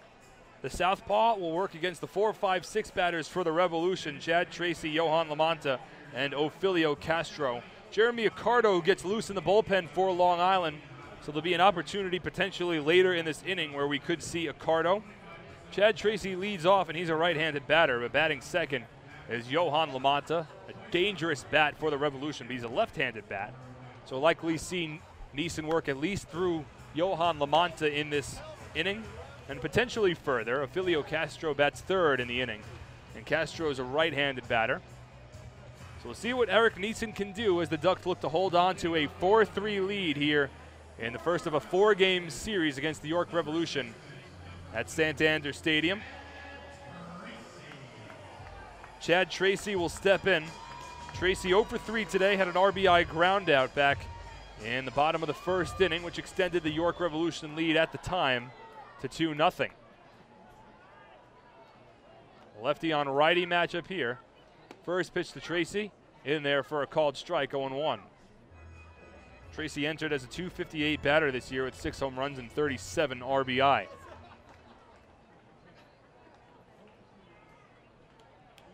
Neeson, the 0-1. Fastball misses in the dirt.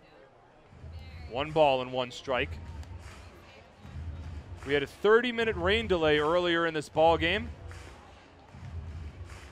Visited us in southern Pennsylvania in between the top of the 6th inning and the bottom of the 6th inning. As Tracy lifts one left field deep. Bailey ranges back. He'll play it against the wall.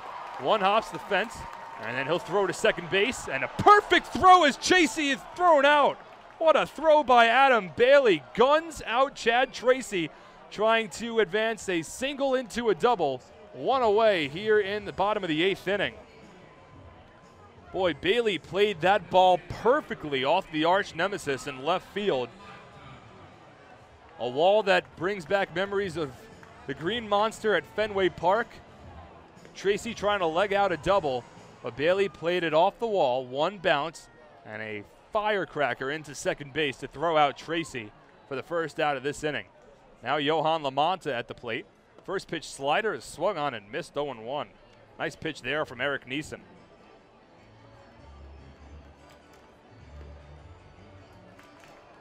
So a 7-4 putout retires Chad Tracy from the base paths. And now lefty on lefty matchup with LaMonta, who swings through the fastball and has quickly fallen behind. No balls and 2 strikes. LaMonta's 1 for 3 today. He dumped a bloop base hit down the left field line back in the 4th inning with Adam Bailey shaded towards left center. Bailey's now more so in straightaway left against LaMonta as the 0-2. Slider misses outside. 1 ball and 2 strikes.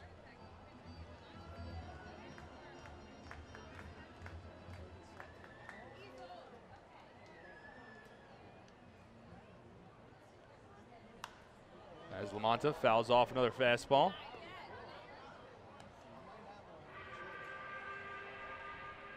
Count moves to 1 ball and 2 strikes. So the other big sport news happening today outside of the Atlantic League is the NBA draft is currently underway. As LaMonta just takes a fastball off the plate. Count runs even at 2-2. Andrew Wiggins, the top pick in the NBA draft, going over to the Cleveland Cavaliers. Jabari Parker from Duke goes second to the Milwaukee Bucks as LaMonta fouls off another one, just in straight baseball mode here, about to say the Brewers. Number 3 pick was Joel Embiid, went over to the Philadelphia 76ers. An interesting call there, considering Embiid will be out 4 to 6 months after getting a foot surgery. The 2-2 to LaMonta, misses upstairs. And Yohan has worked a nice count against Eric Neeson. He fell behind 0-2 and has worked his way back in the count. And now is drawn even at 3 balls and 2 strikes. Lefty on lefty matchup here with the righty Castro awaiting on deck. The 3-2 to LaMonta, fouled off. And Yohan continues to work a strong at bat. We'll see if this is Eric Neeson's last batter, with the righty Jeremy Accardo awaiting, all ready to go in the bullpen for Long Island. Of course, if this is a save situation come the bottom of the 9th inning, we'll likely see John Malone on the rubber for the Ducks. But right out now, it's Neeson trying to get LaMonta out. The 3-2. Swung on and grounded to second. Puckett in front, fields it cleanly onto first in time for the second out. So Neeson gets his job done. He stares into the Ducks dugout to see if Kevin Baez is going to make a change. And now KB will walk out of the dugout. And that'll likely spell the end of the night for Eric Neeson, who faces 3 batters and retires all 3 to keep the Ducks out in front 4-3, thanks out in large part to a nice throw from Adam Bailey in left field. So Neeson will exit and Jeremy Accardo will enter. Accardo will be the 3rd relief pitcher used by the Ducks tonight and try to hold on to this 4-3 lead when we return, as the Ducks lead it on the Ducks official YouTube channel, youtube.com/DucksBaseball. Hey, this is pitcher Eric Neeson, and you're listening to Ducks Baseball on the Ducks official YouTube channel, youtube.com/DucksBaseball. Hi, I'm former Major Leaguer John Franco. Growing up in Brooklyn, I dreamed of playing professional baseball. My dad, a city employee, worked hard so I could live out that dream. The team at MCU is a lot like my dad. They're New Yorkers you can count on, and they'll work hard to help you reach your financial goals. Municipal Credit Union has a full range of financial services that make sense in today's economy. Join today. Call 1-866-JOIN-MCU or visit nymcu.org. MCU, strong, trusted, growing.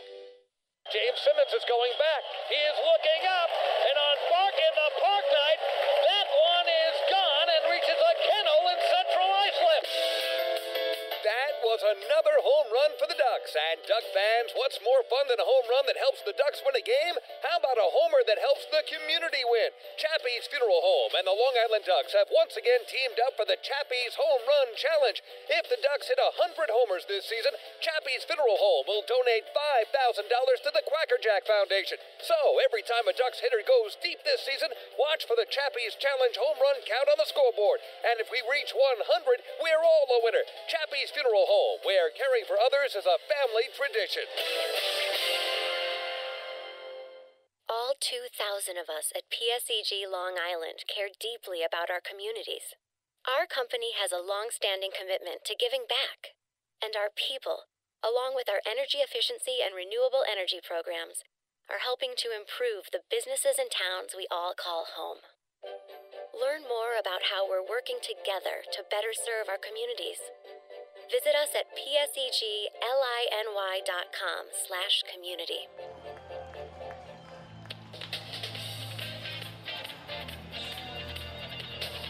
Jeremy Accardo takes the rubber for Long Island with 2 away and nobody on here in the last of the 8th inning. He'll work against Ophilio Castro. Try to keep the Ducks out on top 4-3. The first pitch to Castro is a fastball that misses outside. 1 ball and no strikes. Castro is 0 for 2 today. He walked his last time up. A right-handed batter to work against the righty Accardo after Eric Neeson retires all 3 batters that he faces. The fastball misses low and outside. 2 balls and no strikes. Accardo this season with Long Island, 3-5 with a 4.88 earned run average. This now is 23rd appearance of the season. 24 innings, 6 walks against 14 strikeouts. From the stretch with nobody on base, the 2-0 is fouled off down the right field line. 2-1. Accardo is 6 foot, 195-pound right-handed reliever from Gilbert, Arizona. Former big leaguer, played with the Syracuse Chiefs, the AAA affiliate of the Washington Nationals last season. Enjoyed a nice major league career, which included a 30-save season with the Toronto Blue Jays back in 2008. Here he tries to get Ophilio Castro out to keep the Ducks in front 4-3. 2-1 pitch. Fastball misses low. 3 balls and 1 strike. John Malone awaits in the Ducks bullpen, hoping for a save opportunity. Come the bottom of the 9th inning. It's Accardo's responsibility to help bridge that gap. The 3-1. Fastball right down Broadway for a called strike, and that runs the count full 3-2. Chad Tracy led off this inning with a base hit off the left field fence. The arch nemesis tried to leg it out to a double, but an excellent throw from Adam Bailey gunned him out at second base by a couple of strides. The 3-2 pitch. Fastball misses outside, ball 4. So Jeremy Accardo comes in, walks the first batter that he faces. 5th walk allowed by Ducks pitching tonight. That puts the tying run on base and brings the go-ahead run to the plate in the form of Travis Garcia. Garcia entered as a pinch hitter for Jason Repko after our 30-minute rain delay in the bottom of the 6th inning and delivered a pinch hit RBI single to left field to make it a 1-run ball game. He'll step to the plate here, representing the go-ahead run as Accardo works from the stretch. Some tenser moments on the field for Long Island as the first pitch fastball misses low. 1 ball and no strikes. Jason Repko went 0 for 2 to begin tonight's ball game before Garcia entered in the bottom of the 6th. Garcia now with 18 runs batted in on the season. thanks to that RBI single. He came in for Repko, who was playing in left, and then the Revolution made a defensive change, putting Patterson from second base to left field and Garcia at second. Flares one down the left field line here. It stays fair for a base hit. Rounding second base is Castro. He'll be held up at third base as Bailey's throw comes back along the infield. But it's a double for Travis Garcia. He is 2 for 2 today after he was originally left out of the starting lineup.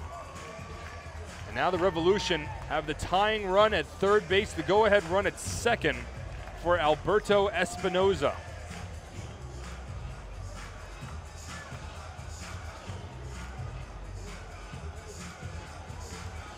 So Travis Garcia has hurt the Ducks both times he's been at the plate tonight after he entered for Jason Repko.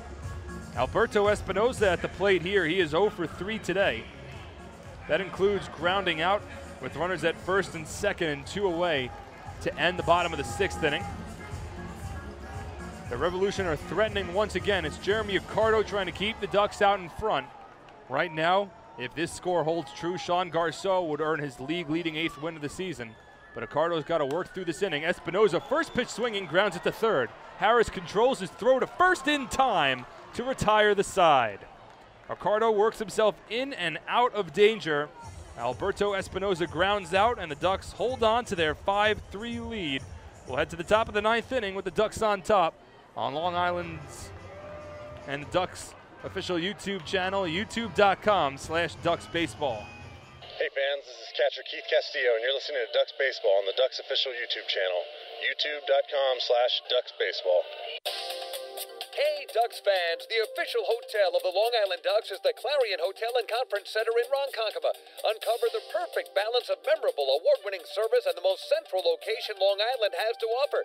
The Clarion Hotel and Conference Center is located less than a quarter mile from the Islip MacArthur Airport with a state-of-the-art health and fitness center, high-speed internet access, a world-class outdoor pool, and the great food and fun inside the Brickyard Bar and Grill. There's never been a better time to visit the Clarion Hotel and Conference Center. Best of all, it's only minutes away from Bethpage Ballpark. The Clarion Hotel and Conference Center, the official hotel of the Long Island Ducks. Call 585-9500 today. That's 631-585-9500. Hi, I'm former Major Leaguer John Franco. Growing up in Brooklyn, I dreamed of playing professional baseball. My dad, a city employee, worked hard so I could live out that dream. The team at MCU is a lot like my dad. They're New Yorkers you can count on, and they'll work hard to help you reach your financial goals. Municipal Credit Union has a full range of financial services that make sense in today's economy. Join today. Call 1-866-JOIN-MCU or visit nymcu.org. MCU, strong, trusted, growing.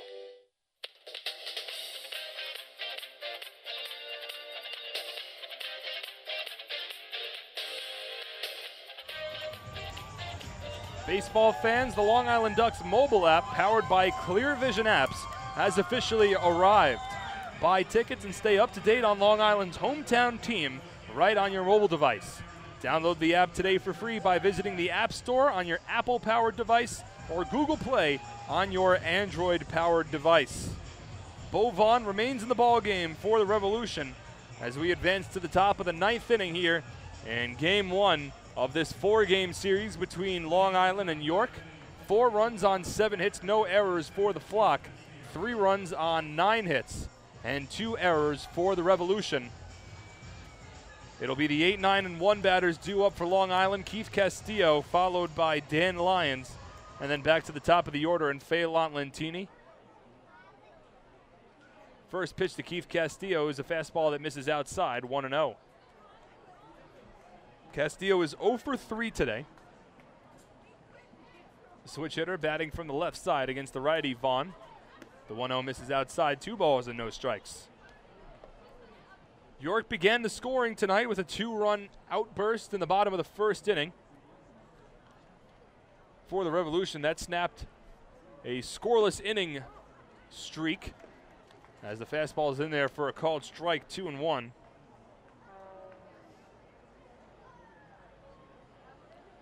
The Revolution entered tonight's ballgame with a 23-inning scoreless streak, which tied the longest in club history. As Castillo swings through the fastball, run the count even at 2 balls and 2 strikes.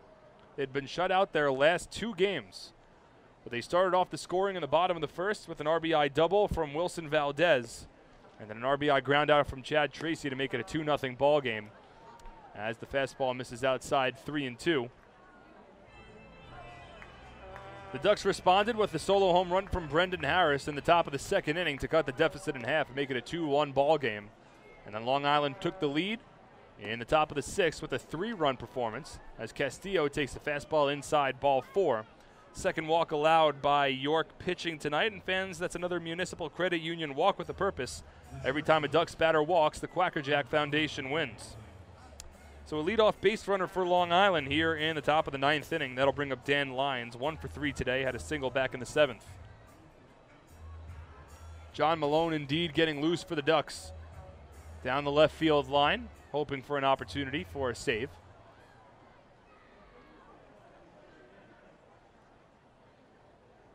Infield plays at double play depth against Lyons, who squares around to bunt, but pulls the bat back as he takes a fastball well inside, 1-0. In the 6th inning, it was Phelan Lentini who led off with a base hit. Cody Puckett then grounded one over to third base, but a throwing error from Ophelio Castro allowed Lentini to arrive safe at second base, put runners at first and second. A wild pitch advanced Lentini over to third as Lyons drops a bunt down right back to Vaughn, who goes to second. And he throws out Keith Castillo. A nice play by Bo Vaughn. Negates the sacrifice bunt attempt for Dan Lyons. It's a fielder's choice. 1-6 on the putout. That retires Castillo from the base paths. Lyons at first now with one away.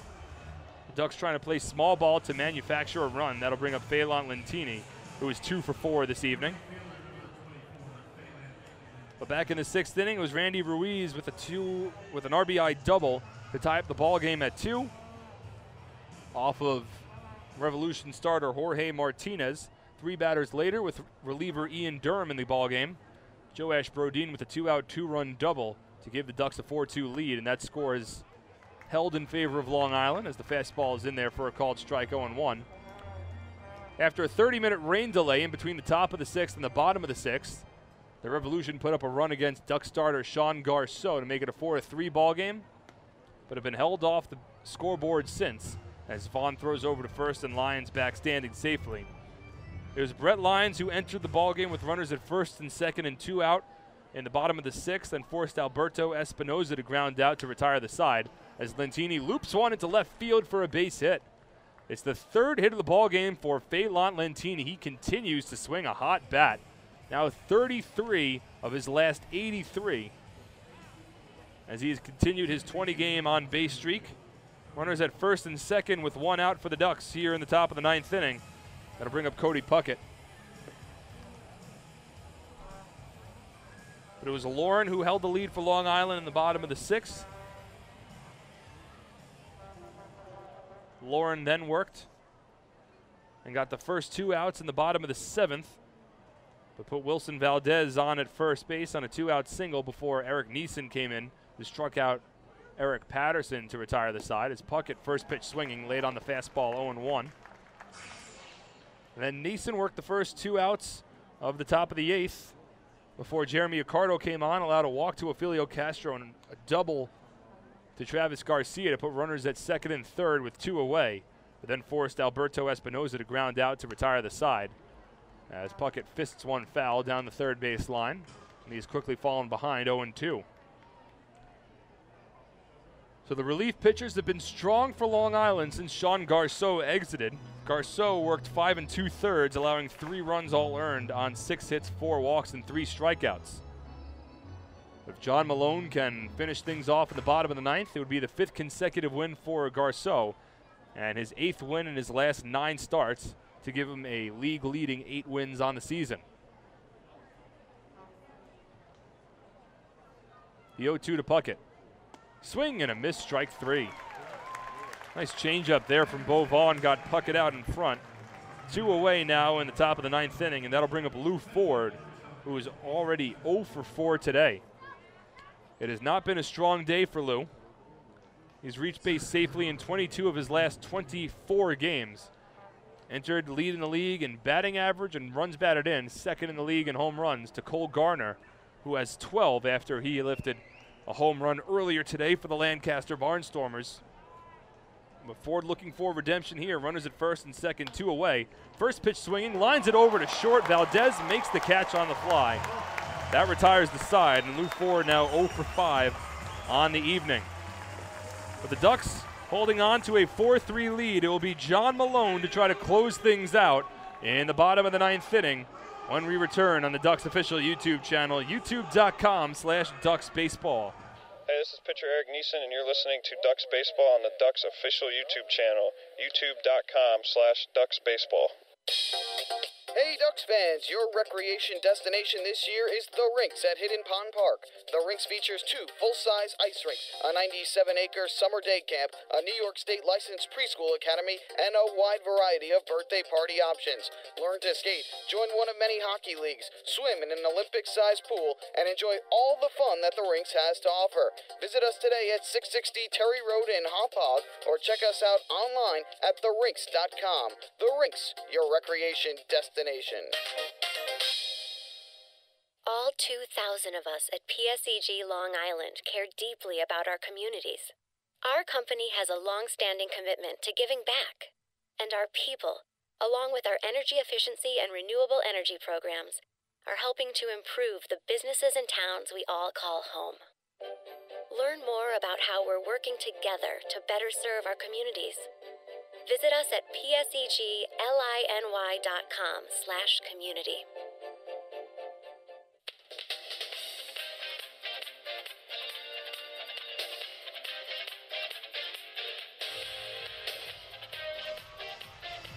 John Malone looking for his 8th save of the season tonight as the Ducks lead 4-3, moving on to the last of the 9th inning here at Santander Stadium. Mark Schwartz on the call. Thank you so much for joining us here on this Thursday evening in southern Pennsylvania, the first of a 4-game series between these two sides. The Ducks entered tonight's ballgame with the 2nd best record in the Atlantic League. The York Revolution, the 4th best record. Both teams in 2nd place in their respective divisions, looking to gain ground and try to earn a playoff spot.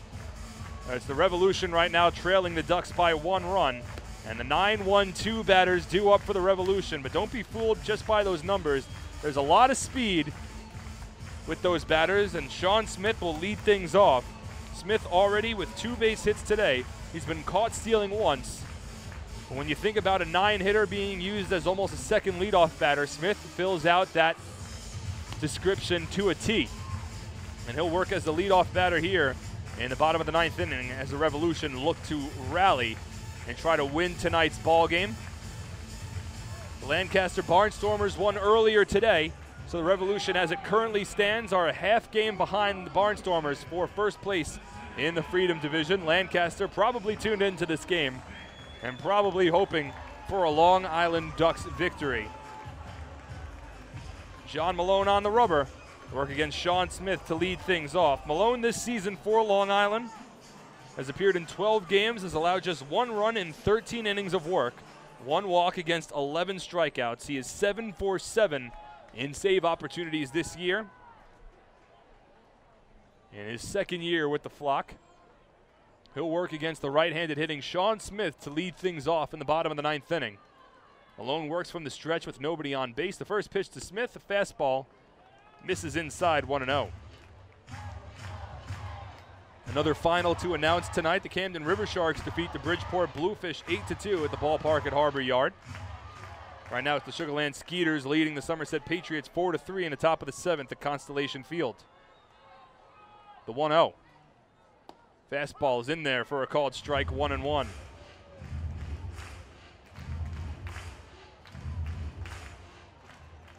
It's Sean Smith and then Justin Green and Wilson Valdez due up for the Revolution here. All 3 with excellent speed.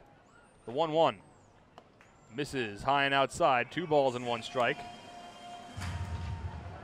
The Ducks had a light-out closer earlier this season in the form of Leo Rosales, but after about a month with the team, signed on with Yucatan in the Mexican League. And right before he signed on in the Mexican League, John Malone joined the Ducks and worked out quite well as the Ducks just made the easy transition from Rosales to Malone in their closer role. Here Keith Castillo will come to the mound to talk things over with John. The Ducks as a team have not blown a save opportunity once yet this year. Rosales was 9 for 9 in saves. Malone is 7 of 7. The Ducks looking to make that 8 of 8. As the Flock are holding on to a 4-3 lead here in the last of the 9th inning. A righty-on-righty matchup here. Sean Smith ahead in the count, 2-1. Infield plays straight up, the outfield straight up as well. Corner infielders guarding the line. Malone from the stretch, the 2-1. Chopped foul. And that runs the count even at 2 balls and 2 strikes. Smith singled in the 3rd inning before he was thrown out trying to steal second base by Keith Castillo. Then singled in the 5th and flew out to right field in the 7th. 2 for 3 tonight.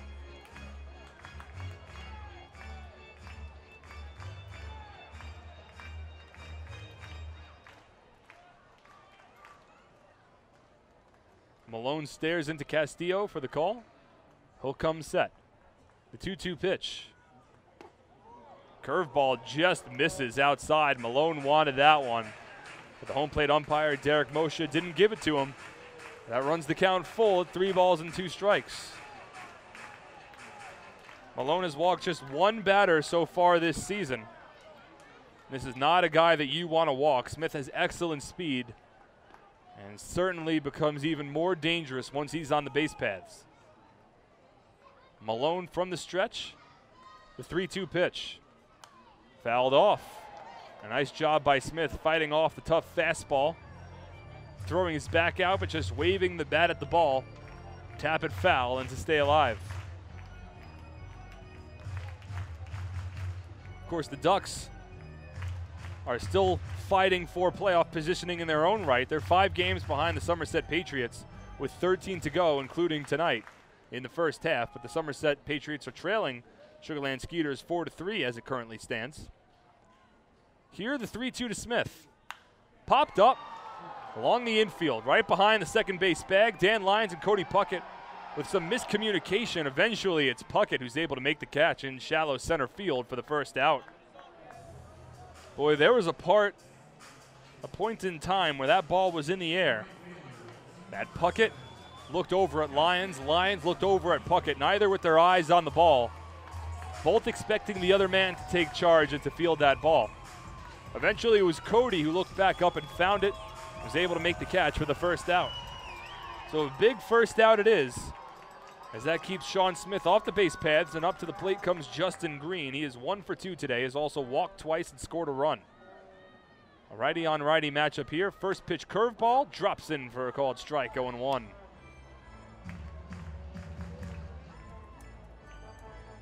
Tomorrow night it will be Jared Lansford on the rubber for Long Island against Elaine Quijano for the York Revolution. First pitch at 6:30 here at Santander Stadium. Coverage begins at 6:15 on 103.9 FM LI News Radio. As Green fouls off the fastball and he has fallen behind. No balls and 2 strikes. Tomorrow night, Lansford will look to follow up his first complete game of the season, his first complete game as a Duck, with another strong outing tomorrow. A win tonight for Long Island would improve them back to 10 games above 500, which would match their highest watermark of the season. Malone from the stretch, the 0-2. Curveball just misses. John breaking off a 12-6 curveball tonight. He's had one that's been able to drop in for a strike. The other 2 have just missed. The Green stays alive in the count. 1 ball and 2 strikes, 1 away. In the bottom of the 9th inning, the Ducks leading 4-3. Nobody on base. Malone from the stretch. The 1-2 pitch. Curve grounded softly to short. Lyons charges, fields, fires, in time. Green just thrown out. A terrific defensive play made by Dan Lyons at shortstop. 2 away here in the bottom of the 9th inning. And the Revolution are now down to their final out. But before we get underway, it'll be Mark Mason, the manager for the Revolution, coming out to argue with the first base umpire, Alex Scandalis. It looked from this angle like that was the correct call. Trying to remain as unbiased as possible, I was pretty positive that Dan Lyons was able to successfully throw out Justin Green on that play. So 2 out, nobody on. Mason not with a long argument with Skedalis. He retreats to the dugout, and now Wilson Valdez will represent the last chance for the Revolution here in the last of the 9th inning, as John Malone looks to make it a 1-2-3 end of the ball game. First pitch to Valdez. Swing and a miss, strike 1. Malone has looked strong on the mound. Fell behind in the count against Sean Smith, but worked back and forced Smith to pop out to second base to begin the inning. Then forced Justin Green to ground out softly to shortstop, despite excellent hustle from Green down the first base line. The 0-1 to Valdez. Check swing, fastball misses low. Didn't go around, and the count runs even at 1-1.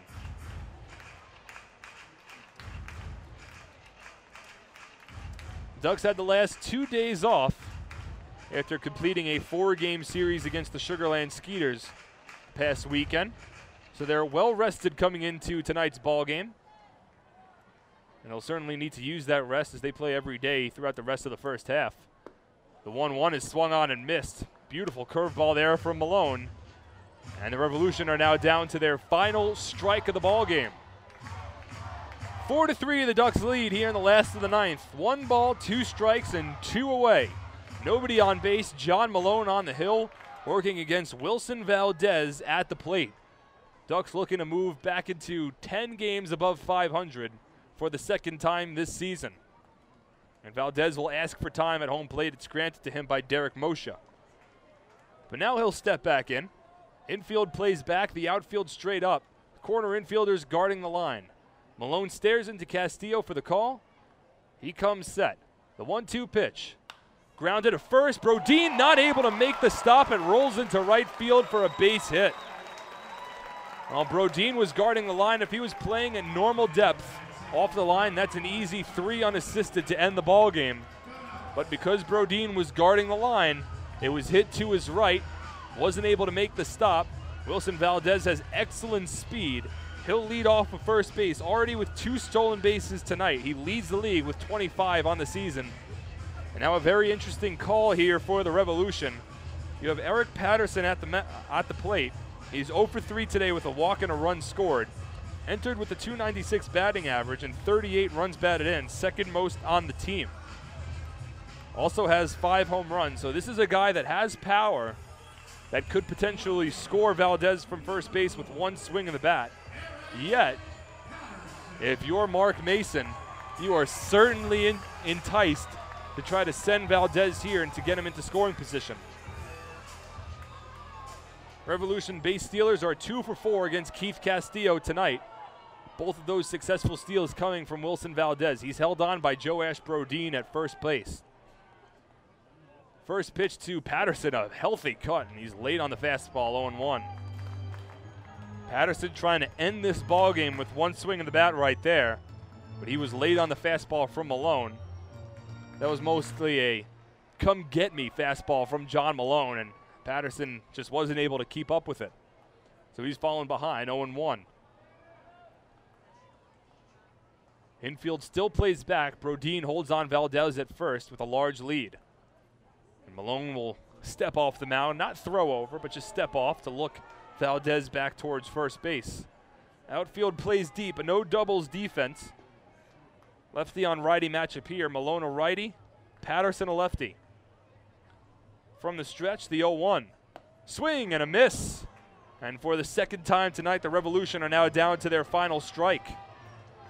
2 fastballs from Malone have both beat Patterson upstairs. We'll see if he comes back for a 3rd fastball upstairs or tries to break off an off-speed pitch and get Patterson out in front.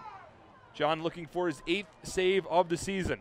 Valdez leads off of first base, representing the tying run. The Ducks on top 4-3, and Malone will step off once again to look Valdez back to first.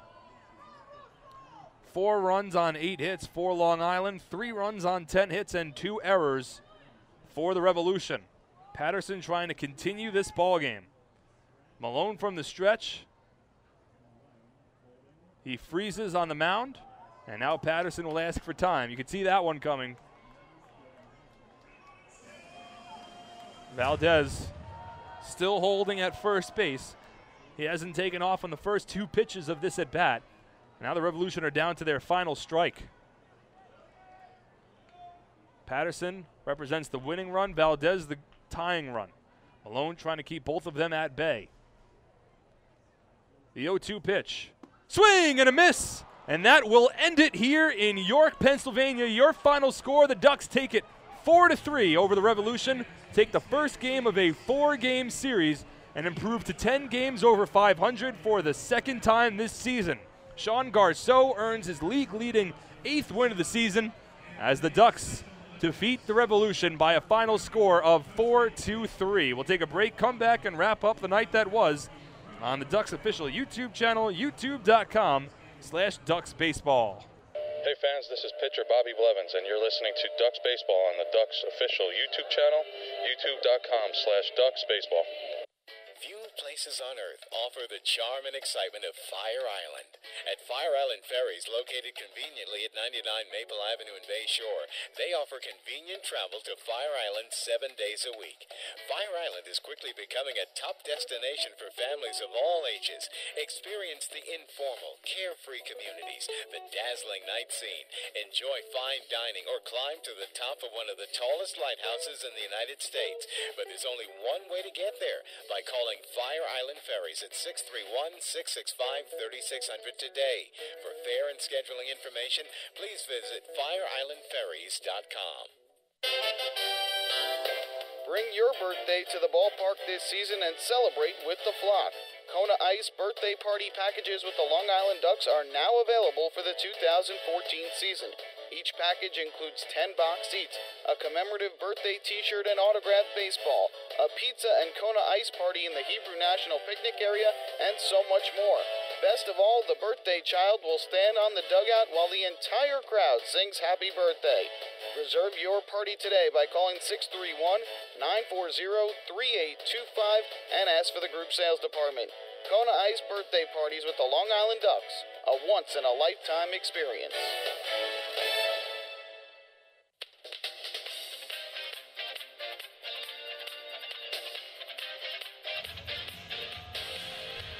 And welcome back to Santander Stadium. Mark Schwartz on the call here on the Ducks official YouTube channel, youtube.com/DucksBaseball, as Long Island wins it by a final score over the York Revolution 4-3 here in Game 1 of this 4-game series. The winning pitcher tonight is Sean Garceau. Garceau improves to 8-1 on the year after allowing 3 runs in 5 2/3 innings of work on 6 hits, 4 walks, and 3 strikeouts. Jorge Martinez takes the loss. Martinez drops to 3-2 on the year after 5 1/3 innings of work, 4 runs, 2 earned on 4 hits, no walks, and 3 strikeouts. Time for your game recap here on the Nickalock post-game show. Well, it was the Revolution that got out to an early lead in the bottom of the first inning. It was Justin Green who led off the bottom of the first with a base hit. Wilson Valdez then brought him home on an RBI double down the right field line to give the Revolution a 1-0 lead and snap a streak of 23 consecutive scoreless innings. Valdez then stole third base and came home to score on an RBI ground out from Chad Tracy, and that made it a 2-0 ball game in favor of the Revolution. But the Ducks would respond the very next half inning when Brendan Harris led off that inning with a solo home run over the left center field fence immediately to the right of the arch nemesis. It was his second home run of the season and made it a 2-1 ball game. The score remained at 2-1 in favor of York until the top of the 6th inning when it was Phelan Lentini who led off with a base hit. Cody Puckett then grounded one over to third base.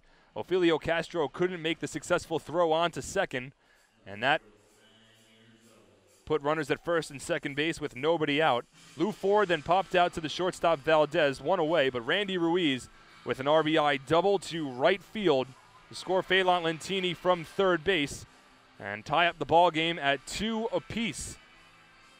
After that chased Jorge Martinez from the ball game. In came the reliever Ian Durham, who walked Brendan Harris, forced Adam Bailey to pop out to the shortstop for the second out. With the bases loaded and 2 away, Joash Brodin with a 2-out, 2-run double to left field to give the Ducks a 4-2 lead. Sean Garceau then came back into the ballgame in the bottom of the 6th after a 30-minute rain delay. He walked the first batter he faced, got the next 2 out, and then walked Filio Castro, gave up a pinch hit RBI single to Travis Garcia to chase him from the ballgame. In came Brett Lauren. Brett Lauren retired Alberto Espinoza on a ground out to end the threat and keep the Ducks in front 4-3. A similar story in the bottom of the 7th where Lauren allowed a 2-out base hit to Wilson Valdez, who stole second base. But Eric Neeson struck out Eric Patterson to retire that threat. And then in the bottom of the 8th, after Eric Neeson got the first 2 out, it was Jeremy Accardo who came in. He walked Filio Castro, allowed a double to Travis Garcia, but forced Alberto Espinoza to ground out to retire the 8th. And then John Malone works a scoreless bottom of the 9th, including striking out Eric Patterson to retire the side and end the ball game. Malone earns his 8th save of the season in 8 opportunities. So that'll take another break of the post-game show. When we return, hand out the Nicolak Player of the Game honors and go over the out-of-town scoreboard one final time as the Ducks defeat the York Revolution 4-3 here at Santander Stadium on the Ducks official YouTube channel, youtube.com/DucksBaseball. Hey fans, this is infield Sergio Miranda, and you're listening to Ducks Baseball on the Ducks official YouTube channel, youtube.com/DucksBaseball. Beautify your patio, walkway, driveway, or pool surround with Nicolak paving stones and walls. Nicolak's specially formulated paver shield offers extra surface wear protection and color enhancement throughout the thickness of the paver. Paver shield guarantees that your pavers will look great for years to come. Bring home the elegance with Nicolak. Visit the Nicolak Design Center, Sunrise Highway, Lindenhurst, or Nicolak.com. Let Nicolak Pavers, Nicolak Pavers, pave your way. Hey, Ducks fans, the official hotel of the Long Island Ducks is the Clarion Hotel and Conference Center in Ronkonkoma. Uncover the perfect balance of memorable, award-winning service and the most central location Long Island has to offer. The Clarion Hotel and Conference Center is located less than a quarter mile from the Islip MacArthur Airport with a state-of-the-art health and fitness center, high-speed internet access, a world-class outdoor pool, and the great food and fun inside the Brickyard Bar and Grill. There's never been a better time to visit the Clarion Hotel and Conference Center. Best of all, it's only minutes away from Bethpage Ballpark. The Clarion Hotel and Conference Center, the official hotel of the Long Island Ducks. Call 585-9500 today. That's 631-585-9500.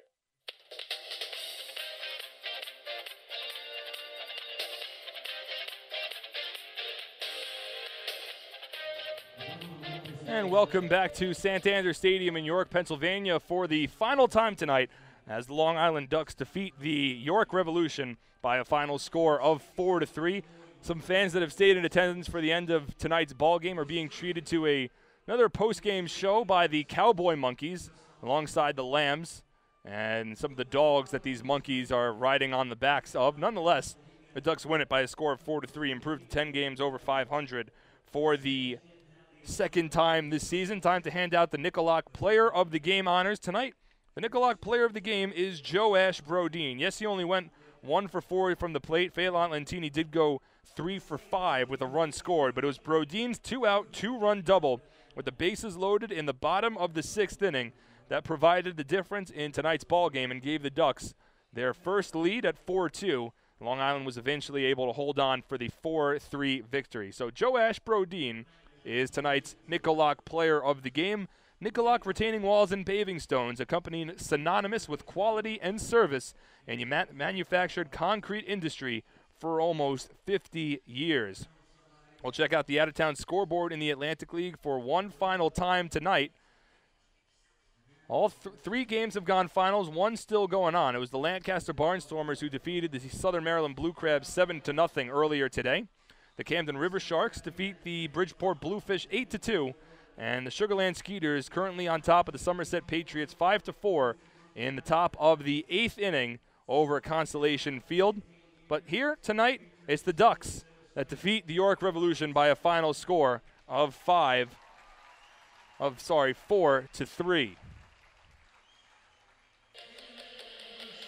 So that'll pretty much do it for us here at Santander Stadium. Make sure to join us tomorrow night for the second game of this 4-game series as the Ducks take on the York Revolution. Jared Lansford will be on the mound for Long Island against Elaine Quijano for York.